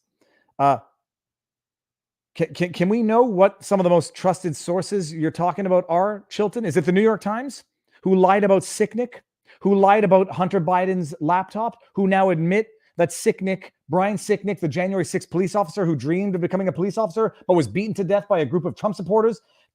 They said that? They still haven't deleted that from the internet? Is that one of the trusted news sources? Is it the fact checkers, who we now know are not actually fact checkers but mere opinion pieces that are contracted by Facebook to basically silence people who disagree with them? Who are these most trusted sources? Please tell me. Tell me. I'm very curious. While other more spurious ones, who are we talking about there? Jonathan Schachtel? Certain doctors? Tell me who are the more spurious ones. The ones who have been, who might have been, more right than wrong over the long course of things. Ultimately, Brand would probably say that he preaches a healthy distrust of prescribed authority. Quote, together we can create new narratives, new stories, and new understanding, he told followers recently. But surely this same scrutiny should apply to himself? Well, hold on. But surely this same scrutiny should apply to himself? Is that a question? It's got a question mark. But by the way, Chilton, you know what Russell Brand would say to that? Yes. Don't trust Russell Brand any more than you trust anyone else. And if you catch Russell Brand in a bald-faced lie or having been egregiously wrong for having relied on the wrong trusted news source, he would want you to call him out. And that, I mean, maybe I'm confessing through projecting. Maybe I am confessing through projection. If I'm wrong, if I rely on a source that turns out to be wrong, I want to be called out. I want to be corrected because I don't want my mistake being out there lingering for eternity in the ethers of the interwebs. So, hey, by the way, maybe the scrutiny should apply to himself. Yes. And I guarantee you Russell Brand would agree with that as well. In a world where conspiracy lurks around every corner. Oh yeah, like conspiracy, like the origins of COVID, like conspiracy, like the Russia collusion, where it turns out that the only people colluding with Russian sources were actually Democrat and the Democratic Party and Democrat operatives. Oh yeah, that was conspiracy. Where it turned the conspiracy that Brian Sicknick did not die from a fire extinguisher to the head. That was a conspiracy too. Where it lurks at every corner, where every news source has a hidden narrative. No, it's not a hidden narrative. You guys are hacks. Everyone knows it and you don't even hide it anymore. It begs the question, what exactly is his? It is so foreign. It is so foreign to the liar to understand that some people are actually only after the truth. And some people are only actually after understanding. Sorry, guys, I haven't seen the chat in a long time. Can you, what exactly is his motive? The liar always assumes everyone around them is lying. This journalist can't understand that Russell Brand's ulterior, hidden motive might actually just be to understand, to get people to understand, to get to the truth.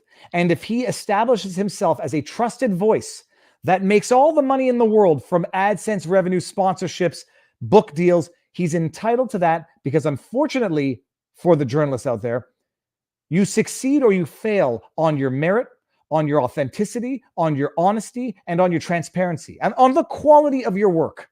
It's inconceivable to these hack liars that some people are out there are only there to understand. They're not there to gaslight. They're not there to please their sponsors. They are there to succeed on the quality of their work and nothing else. Kelly J. Keane, a British women's rights activist, was heckling during the swim meet. Would make a great guest. She never backs down. Yeah, I'd have to hear the nature of the heckling. But I took a screenshot. I'm going to go look up who this person is because I have no idea. Brand is careful to not give opinion and always asks the audience to make up their own mind. He can have his own opinion. But if he makes a big fat mistake and relies on the wrong journalist or cites the wrong fact or doesn't retweets a picture without checking it and it turns out to be a fake picture, he'll apologize. I'm sure he'll apologize, but I'm sure he's sufficiently thorough in the information he shares that he'll be very much less likely to make that mistake than CNN, for example. Tucker has the best take in the war. Wonder if Fox will can him. Thank you for reminding me of the Fox. I wonder if Fox will can him or if the ladies of The View will get him arrested by Biden's DOJ. What a joke. So that is, who said no audio? Please tell me that I had audio while I was just talking. Refresh for audio, folks. Hold on. Before I carry on, can someone just reassure me that you heard the audio during that entire Russell Brand rant where I couldn't see the chat? Chat was saying bad things, but hey, it won't be the first time. It won't be the last. Okay, so what exactly is his motive? Absolutely. The thing about this, so I often, I say it so often, my parents, it drives my parents crazy. It drives my brother crazy because I say hashtag confession through projection. And then people say, Viva, that's just your way of avoiding debate because you're basically accusing them. You are guilty of it now. You're accusing them of confession through projection, and that's what you're doing to avoid. No, here's the thing. Every time I say something, every time I accuse someone else of something, I take a step back and I say, I did have audio. Okay, good. I take a step back and say, is this true of myself from my own personal assessment? And then from an accusatory perspective, would someone else say that this is true of myself? If I say that someone is, I don't ever say it. But if I say someone's just saying, just out there for the money. At one point, it's funny. At one point I did accuse someone. I didn't accuse him. I asked the question, but it was obviously like one of those questions which only reads as accusatory. It was on Twitter, and the individual was wearing an Adidas face mask, posting a random tweet. I forget exactly the context, but it was so egregious. The Adidas face mask, the face mask in the context, the Adidas plainly there. And I said, is Adidas sponsoring this tweet? And it was meant as as much of an open question as you can have. But I understand how it gets misread. And the person said, no, I would have told you. I'm honest. And then I felt very bad about it. And I might be one of the few tweets that I've ever deleted because I didn't want people thinking I was accusing this individual of breaking the ethics laws of internet influencer, where you have guerrilla disguised advertising, where you get paid by Adidas to say, oh, I'm wearing my face mask today in a mall and I feel so safe, but you don't disclose.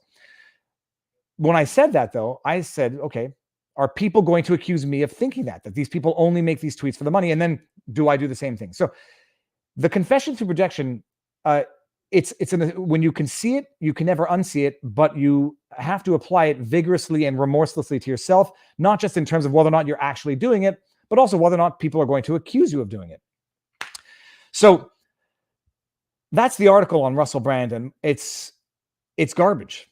It's garbage. And the mainstream media that is losing their foothold, losing their reputation, losing their revenue, losing their place in society as one of the pillars of functioning society. They look at a guy like Russell Brand, a recovering addict, from what I understand, a foul-mouthed stand-up comic who was better known for his off-screen antics. He was married to Katy Perry for a short time. Yeah, I don't know what Chilton's marriage status is, but I would be very, very reluctant to criticize anybody for their marriage status, even notwithstanding the fact that I've been happily married to the same woman for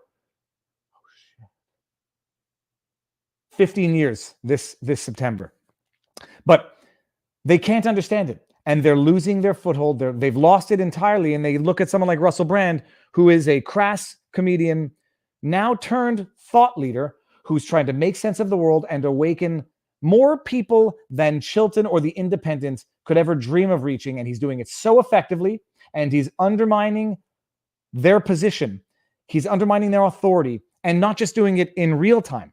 When you undermine someone's credibility in the present, it actually has retroactive effect. And he is undermining The Independent as a legitimate source of news retroactively by exposing all media for the hacks that they are in real time, and journalists can't stand it. All right, that's it. 15 years, yeah. Well, 15 years married. We've been going out since 1999. The great honk. And we've been going out since 1999. We had a brief period in 1999 to 2000 where when I moved to Paris, it was after going out for 3 months. We said, sort of illogical to stay together for a year in theory, but we ended up getting back together before the year was up. And then it was 1999, 2000. We've been together since 1999. Okay. And I think we'll finish on the Fox News piece because Fox freaking News. So I watched Fox. I don't like it. First of all, their news alert. I mean, their news alert, when they go boom, boom, and they have that big red alert, and it kind of loses a meaning of an alert when every time you come back from commercial break, there's another news alert. You keep using that word. I do not think it means what you think it means. And so I've been watching Fox. I can't tell if I've changed, if Fox changed, if we've both changed, if we've grown apart from each other.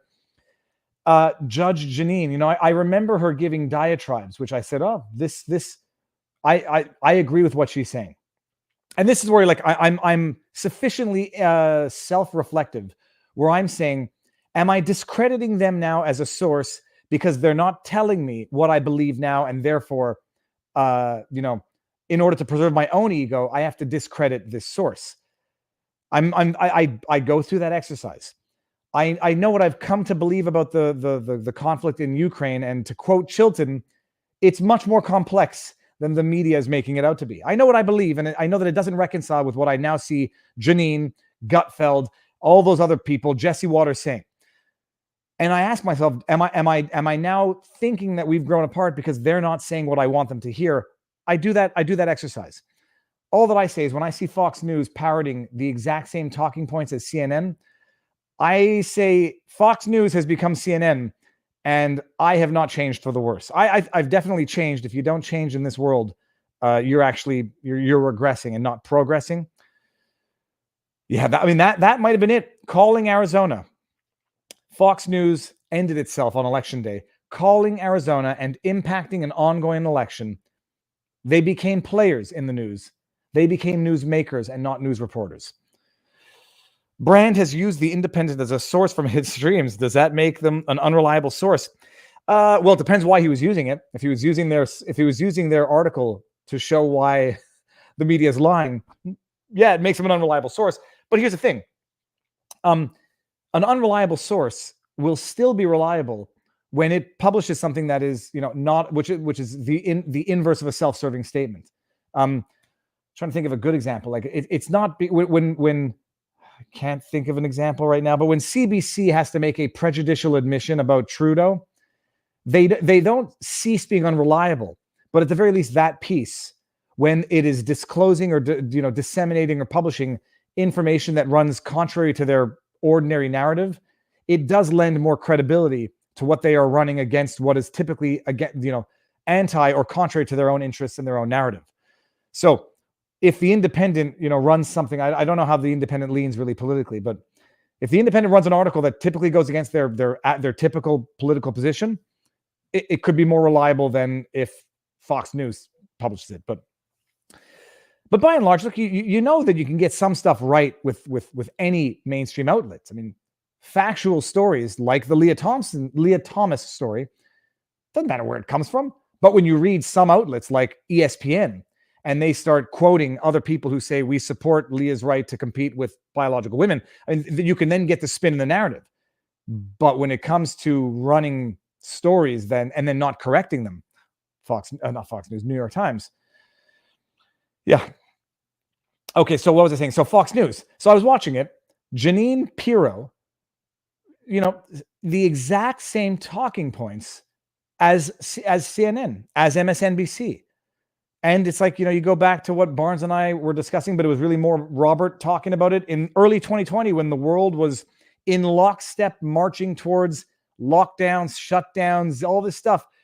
It's like, and Barnes was like, when all the governments and all the media and all the influencers and all of Hollywood and all of the celebrities are all marching in lockstep in the same direction, something is going wrong. And now Fox News is doing it. So Fox News, was reporting on, I remember CNN badgering Fox into making the Arizona call. No, I don't think Fox listened to CNN. I just think Fox didn't like Trump.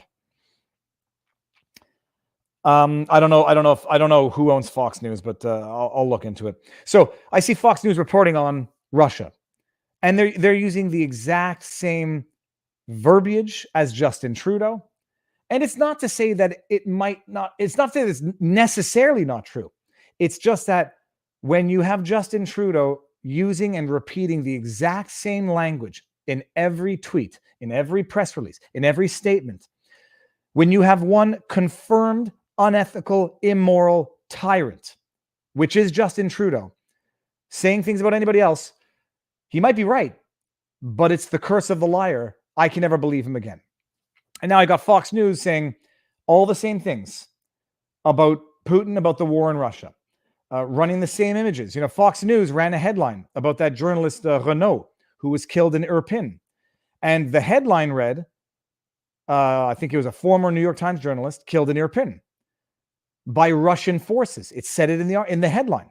I listened to the 12-minute interview, and the journalist said, we don't know who did this because this was at a checkpoint at a location that seems to be under Ukrainian control. Now, this is fog of war stuff, but then don't run definitive headlines when anybody who takes the time to listen to the actual 9-minute interview or 12-minute interview hears something different.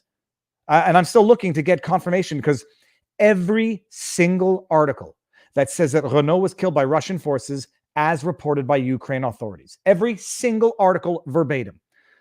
And it's not to say that it's not true. It's just to say that when news outlets that have been lying to you are telling you something, if you believe it now just because it's convenient or you're too lazy to do your own research, you've learned nothing from the last 2 years. Viva, you should have on Blair White, a trans lady with a very conservative outlook, and she's funny too. Well, you got the New York athlete who's running for office, Jenner. I mean, there's the funny thing is, when Jenner takes a position contrary to the mainstream, the narrative, Jenner starts getting outed as a bigot, intolerant, no true Scotsman, no true transgender. Okay, so sorry, I'm getting distracted. So Fox News is reporting on this what's the word when people meet together in a stadium? A rally that Putin was holding in a stadium that they say he's using as propaganda to show that he has the public support for the war. And by the way, so no one misunderstands, I have zero doubt, 0.00 ad infinitum doubt that Putin is putting out propaganda to convey to Russian civilians what he wants to convey to them. I have no doubt. I have no doubt Putin does the exact same things as every other corrupt politician out there. No doubt. Now I'm looking at Fox News reporting on Putin holding a rally in a stadium. And Fox News is saying exactly what CNN was saying about every Trump rally. I mean, mutatis mutandis, which means changed to meet the circumstances. Fox News is saying Putin is organizing a propagandist rally to fabricate support to convince the Russians to continue supporting this war in Ukraine. Some of the people don't want to be there. Some of the people don't know why they're there. Some of the people were paid to be there. Some of the people were lured to be there. Some of them are public servants who are only there because their employers, who are nationalized state workers, told them to be there.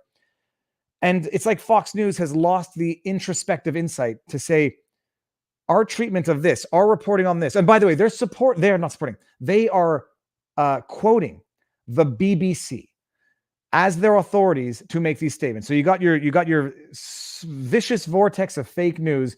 Fox News, not with anyone on site themselves, not interviewing on site themselves, because I'm fairly certain they would not be able to go to Russia as free independent journalists and interview people at a stadium to say at a rally for Putin that they were forced to be there. I have no doubt they couldn't do that, even if they wanted to, because for those of you who call me a Putin apologist, Russia's not exactly the freest place on earth.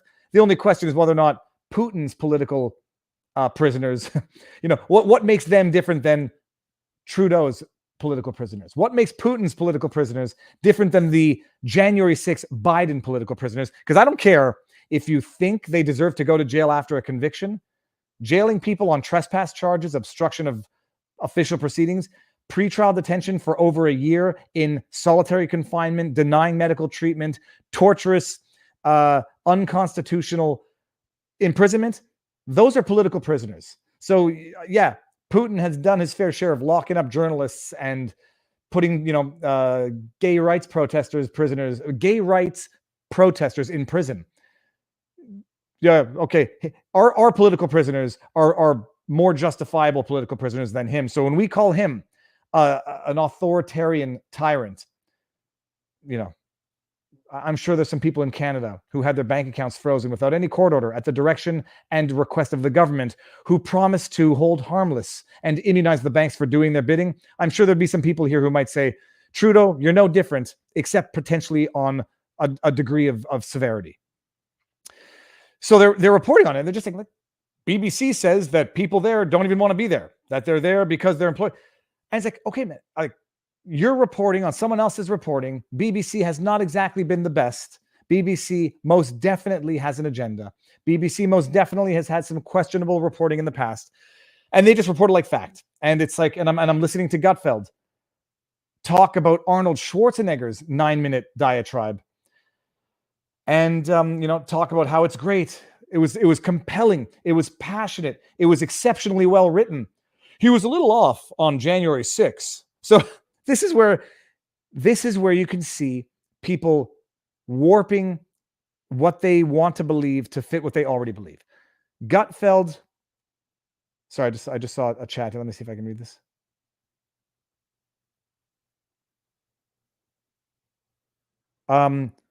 Oh, sorry. This is what I was reading. I can't read it. Okay, sorry. This is to someone else. Sorry, that's why I didn't understand what was going on here. Gutfeld is talking about Schwarzenegger's 9-minute video that he put out yesterday. It was a very well drafted. It was a very well crafted. It was a very well structured, emotionally manipulative. I think it was a little soft on some facts. I think it was a little superficial on some facts. I was not able to verify that every image in that video was in fact a legitimate image and not some of the fake news and bona fide fake news that we've seen come out in this propaganda war de part et d'autre, as we say in French, on both sides in Russia, Ukraine. So I couldn't vet the information in that 9-minute video. It was well drafted. It was well written. But Schwarzenegger, the same individual who said, screw your freedom to Americans, in that video, cited January 6th as though, and he used the word, as though it was an actual bona fide insurrection, despite all the FBI findings. He still repeated that lie, that it was an insurrection to overthrow the government. Be a true Irishman and just say, well, oil beef, oh, I got it. Well, whale oil beef ooked. Sounds more Scottish than Irish, but maybe it's just the way I pronounce it. So Gutfeld is reviewing Schwarzenegger's speech, and he says it was great. It was a great way to reach Putin. Apparently, Putin follows Trump on someone within the Russian government follows Schwarzenegger on Twitter, I think, from what I understood.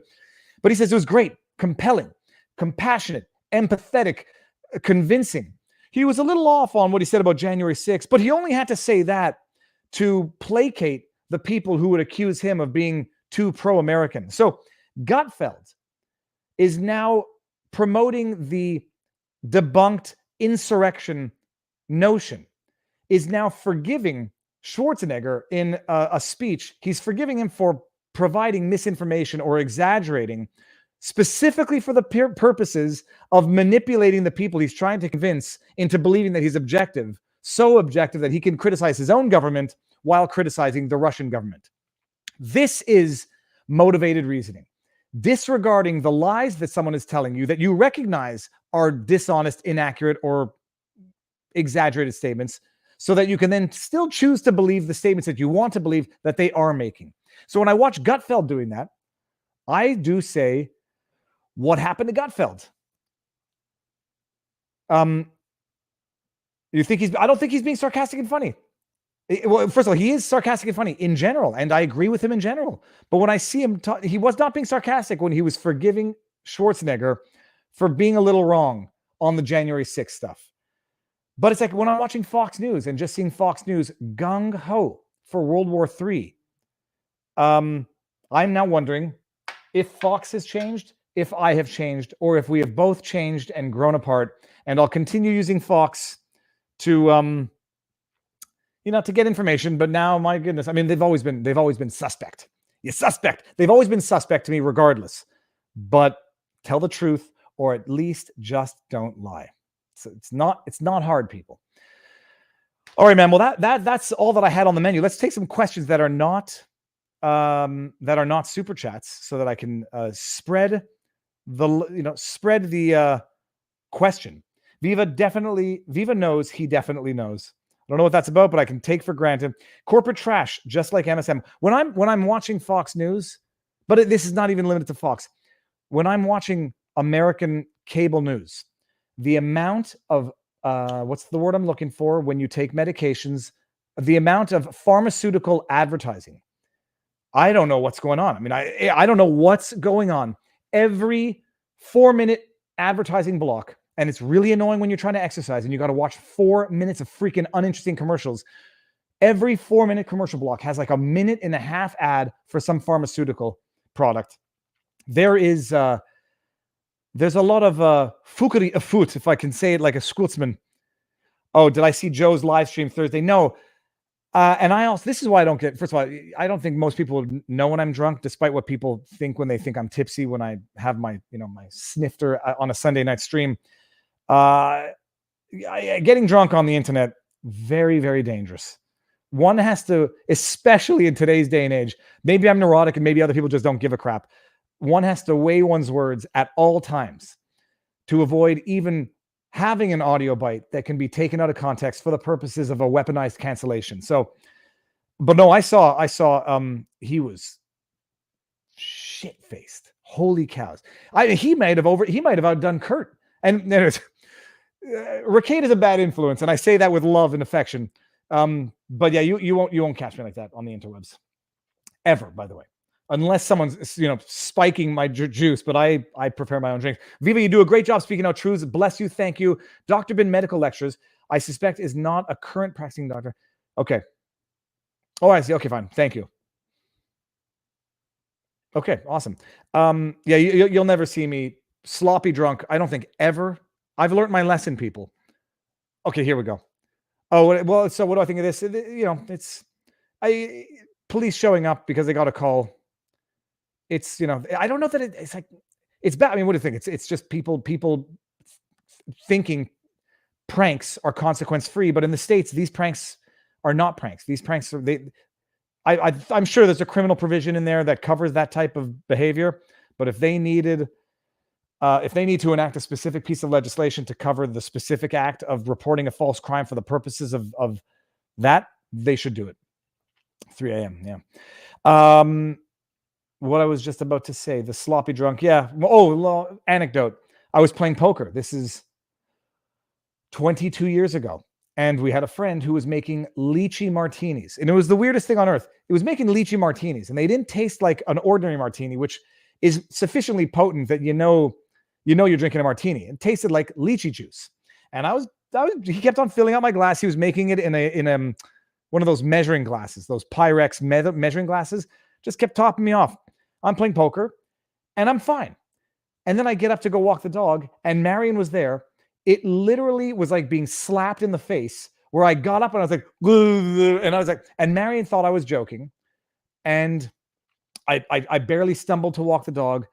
I threw up, and lychee martini going down tastes a little bit better than lychee martini coming up. And I could not smell a lychee. Those little lychee nuts? I couldn't smell a lychee nut or lychee juice or lychee bubble tea for like 10 years after that.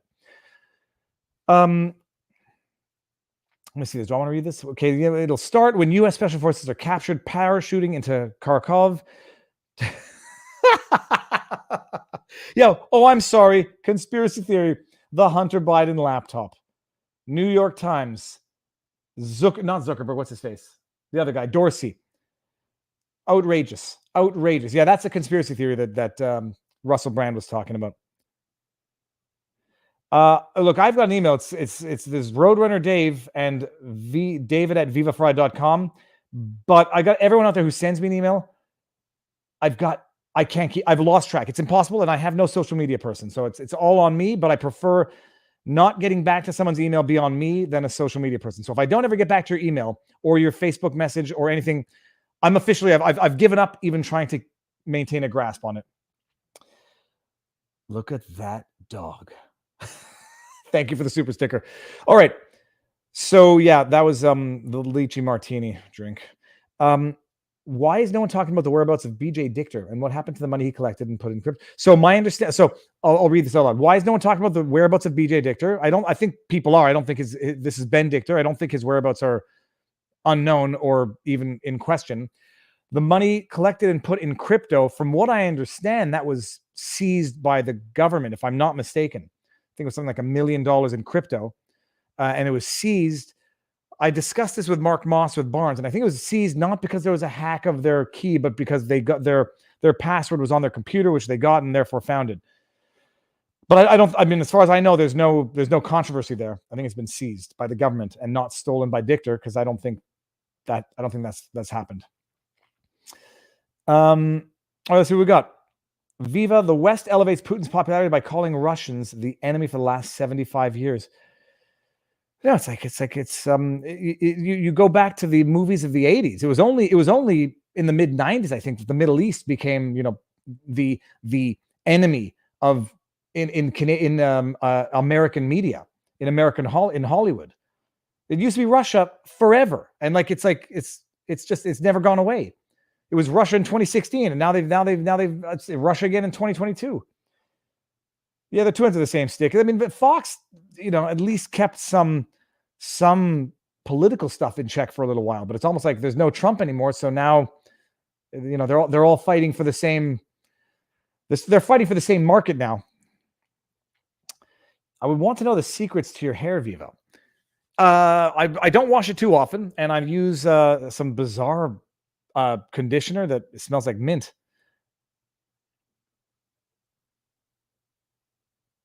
Yes, Ariel. Nice try, sir. Nice try. All right. Have a sweet day, peeps. All right, so that's it. Look, do we have anything else that we want to talk about urgently that I have not missed? Oh, so we have a live stream tomorrow night with Barnes. It's gonna be phenomenal. What's new for next week? I'm gonna have I don't want to say the name until I know that I've got confirmation from the individual, but a very, very well-known doctor I'm hoping to have on. And I'm probably going to have to do that as a Rumble exclusive, because I want to actually ask the questions I want to ask. Got a new member in the house, Elwood Phillips. Sir, welcome to the channel. Thank you.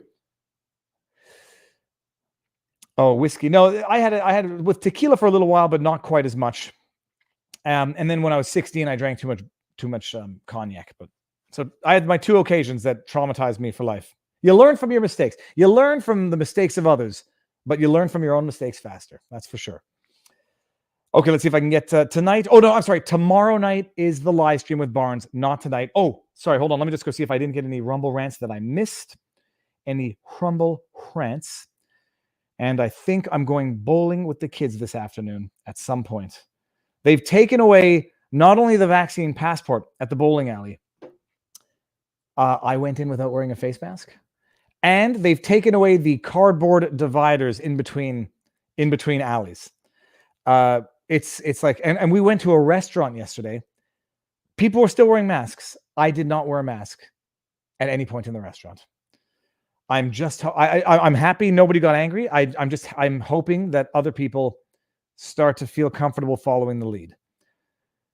Okay, let's see. Any more questions? David Hawkins. Okay. I take screenshots and then oftentimes forget to look at them. Didn't sanctions on Germany cause World War II? History will repeat itself.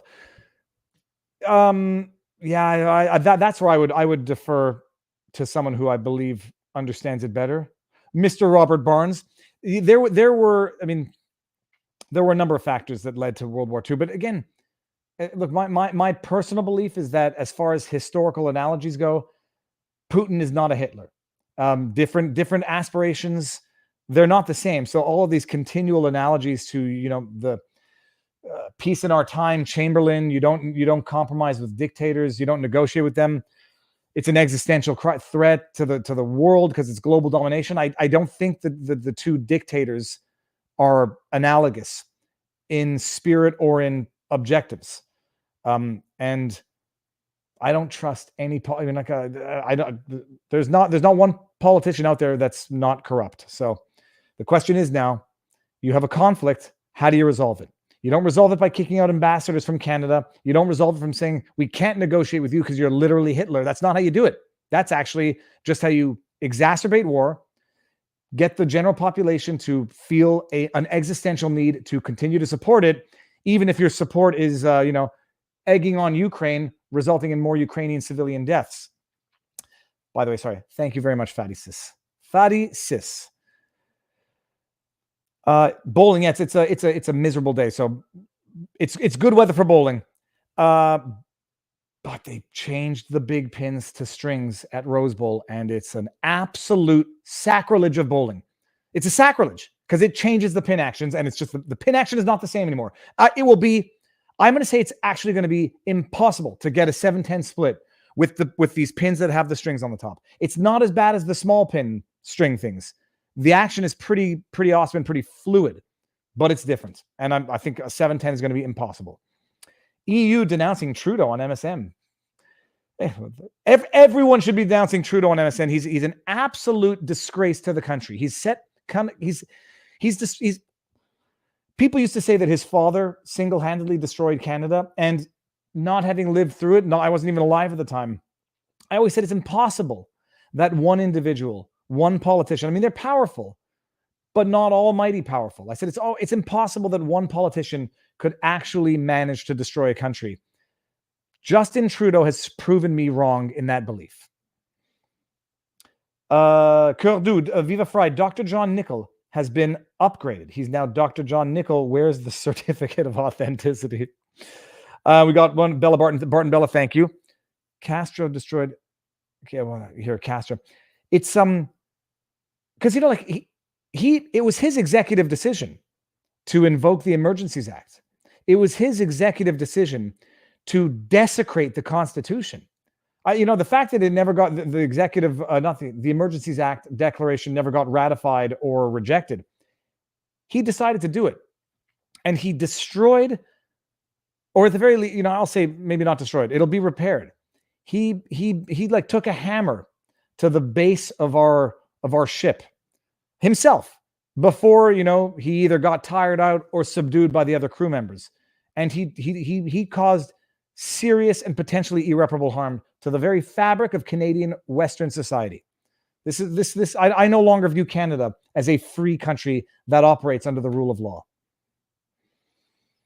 Travel restrictions. Okay, so I'm going to be Maxime Bernier is going to be on the channel next week. Maxime Bernier, the leader of the PPC, he's filed suit at the federal level challenging these mandates that the federal government, for whatever the reason, does not want to rescind. I would love to get Brian Peckford on. I got his name right, people. And everyone faulting me, when I get Brian Stetler wrong and everyone else. I do it to people that I respect as well. I don't do it as as a needle. Brian Peckford is also has filed federal suit challenging the vaccine mandate travel restrictions. I would love to have Peckford on, and maybe Maxime Bernier has a connection to Peckford. But Maxime Bernier is going to be on next week, and we're going to talk about his pending lawsuit. Joy of elected dictatorship. Yeah, teapot dictators. Behind, and this is, I don't believe in the dichotomy of left versus right. I'm just saying, growing up, I always heard the expression, behind every liberal politician is an aspiring dictator. It's probably not much different than for most politicians, but I now understand that.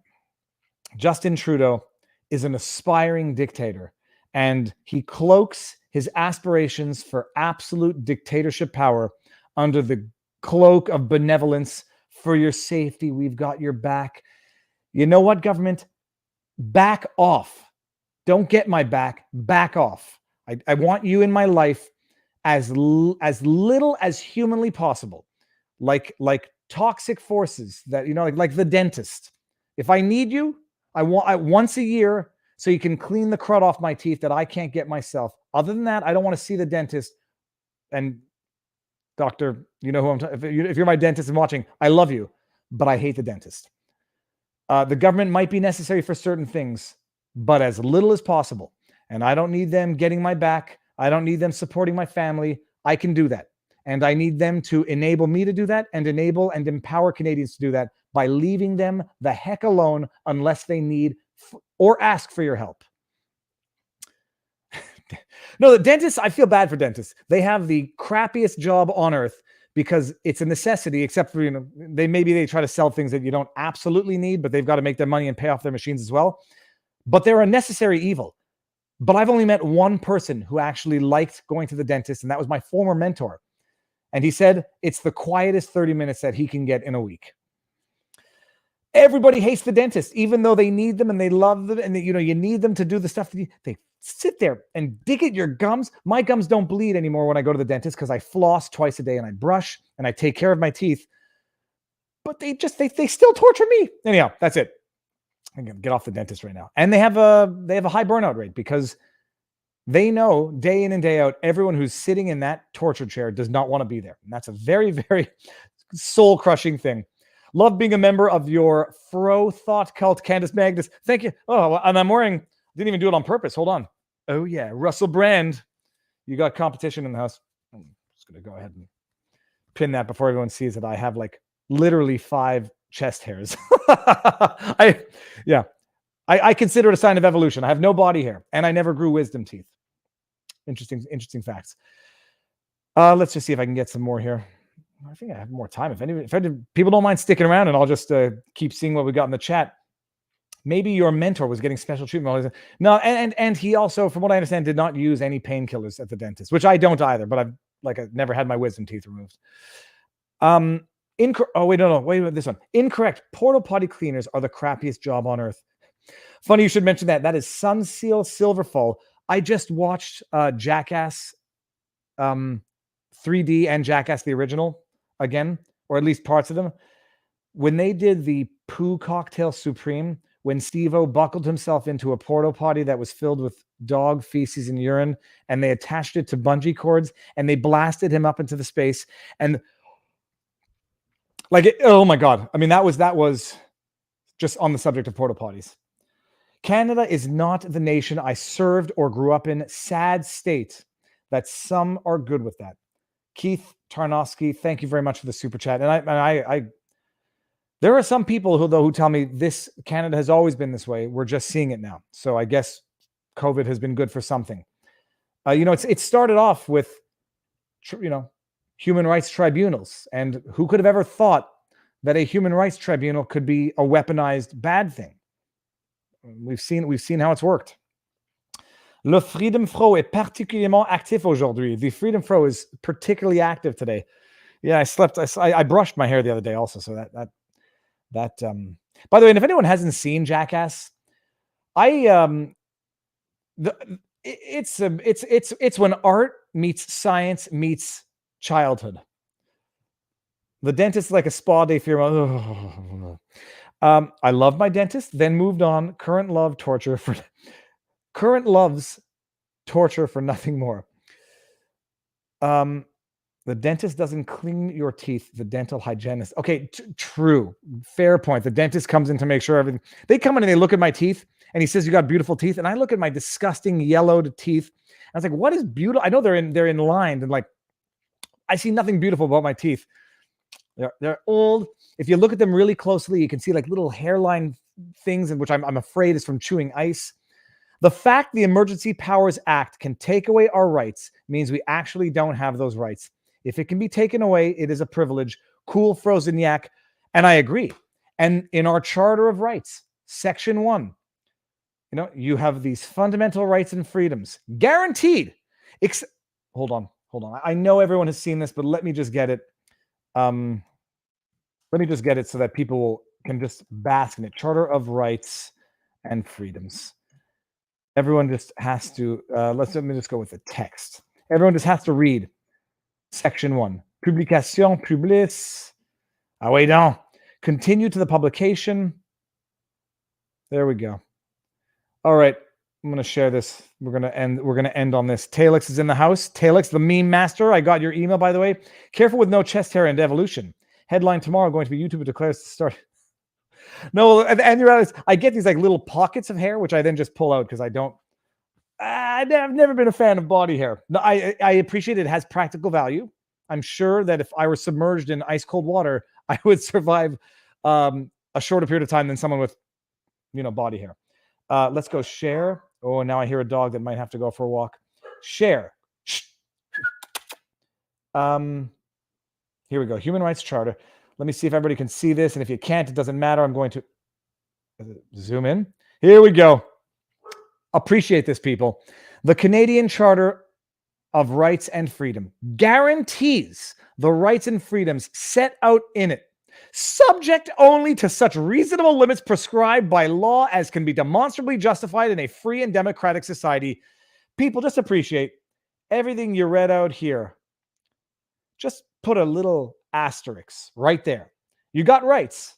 Subject only to such, and it used to be, once upon a time, the thought was that any limitation had to be the most absolutely insanely necessary limitation.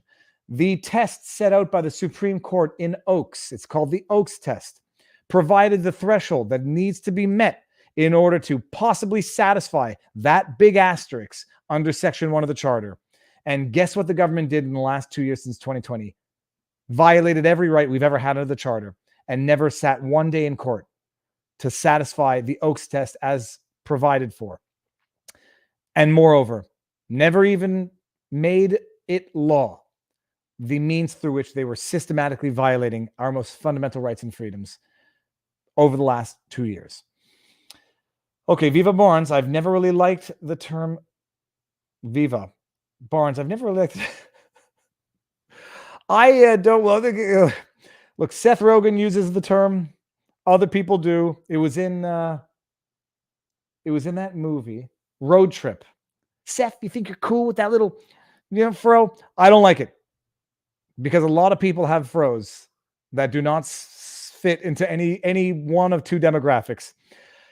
So that's it. That's what we have this week, this Saturday. It is 2:00. The wife should be coming back from the tea party with the mother-in-law and children shortly. Nicholas Wansbutter, lawyer. Oh, shoot. Oh my goodness. He would be a great guest. I met him at the protest, and I have to call him. Hold on. This is beyond screenshot. This is picture now.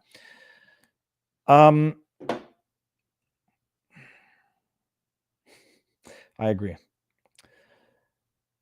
Okay, so let's see. Yeah, you have the rights until they say, hey, you're staying home now from 8:30 to 5 in the morning because. All right, we got this. Thank you, Viva, for pointing out fake news. Without you and Russell Brand, we would never know. We are being screwed over. Thank you. I never set out to. Oh, I hope you didn't give a super chat twice, thinking it didn't go through the first time.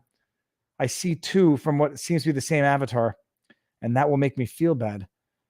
No, maybe that's just okay. Hold on. Oh, Catty Kitty. I hope you didn't meet. Anyways, thank you because you had one super chat without a comment. And then a super chat with the comments. And I hope you didn't make the super chat with the comment to get the comment there because you hit the super chat the first time. Thank you very much. Skip next week. If that was a mistake. Yeah, I never said, first of all, I'm not even sure that I ever knew that I was being lied to so thoroughly until 2016. And then I was still too nervous about making enemies on the interwebs, offending people by pointing it out. And then that was 2016, 2018 evolution. And then 2018 to 2020 to present. I was afraid of sharing my own opinion because, like on the Lia Thomas debate, that by sharing your opinion, and as much as I think it's justified, reasonable, logical, and respectful to everyone involved, that you're going to upset people. And I never liked upsetting people. I still don't. But at one point, I came to full grips with the fact that you are necessarily, no matter what you do, going to upset people. So you may as well upset them for doing what you think is right. And upset them for being honest, forthright, consistent, and oh, you still smell good. Yeah. Winston's here. You want to say goodbye to everybody for the day? Hello. Thank you all for coming. I am dirty. All right. But that's it. At some point, just by expressing an opinion, you're going to upset somebody. But if I'm going to make sure that my opinion is as justifiable as possible. And if I change my opinion because new facts emerge or I got something wrong, I believe I have the intellectual honesty and lack of ego to actually do that. All right, people, let's do this here. We got one more. We don't ever challenge the government on these rights. Truckers finally pointed it out. Yep. Bow wow, David. All right, and we got, thank you very much, Paula. Facts, lols. Now, I don't know what that means, but yeah. Viva, I'm so late. Did you see Viva Elon face mash meme? Yeah, I saw the video on YouTube. Quite funny, actually. I mean, it's horrifying. It's not flattering for Elon. It actually, I think it's a one-notch upgrade for me. But money for treats for Winston. Thank you very much. See, here we go. Here we go. Dot the 5. I said, do you know what 3 politicians on the bottom of agree? What does dot the 5 mean? I'm going to have to go look it up now. I'm looking it up and I'm never going to ask again because I still don't know if it's bad. Bowl a 300 today. I don't think I can bowl a 300 ever on these new pin technologies. When I got a packet of 100 games, it cost $117 3 or 4 years ago. I still have those games because I haven't been able to use them over the last 2+ years. But I don't think I can ever bowl a 300 game on this new pin technology. Great information today. Thank you very much. Okay, so that's it, people. Thank you. I'm going to go post another clip on my Viva Clips channel. So if everyone's not subscribed to that, that's where I post, certain highlights from these streams. Viva Clips. We've got the Viva family, which I really have been neglecting. Not the family, but the Viva family channel.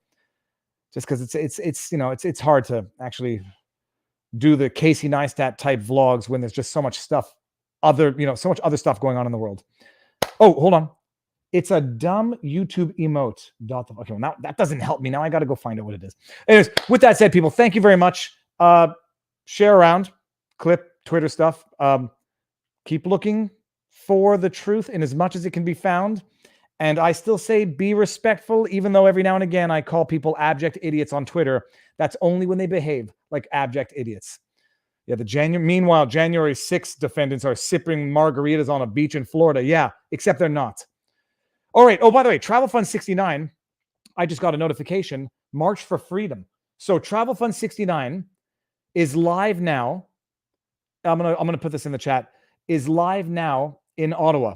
And he's going to be I guess, live streaming the Ottawa protests. So go check that out. Zot and Charlotte are live streaming in the States. I think others are as well. But go check out Travel Fund 69. Seems to be live streaming the protest in Ottawa. And I wish I could have been there, but whatever. Okay, so glad I seen you at the trucker protest. And someone said, that's Viva. Watching me is awesome. Thanks for all you do. Mickey Mahoney. Awesome avatar. My kids, we went to an island, Ile d'Orléans, and when the tide went out, it left all that fine silt of mud, and the kids went nuts in the mud. It was beautiful. Okay, so go check out the other people who are live streaming, documenting reality in real time to make sure that we don't get misled, duped, and lied to by the media. And for the rest of it, tomorrow night, see you all soon.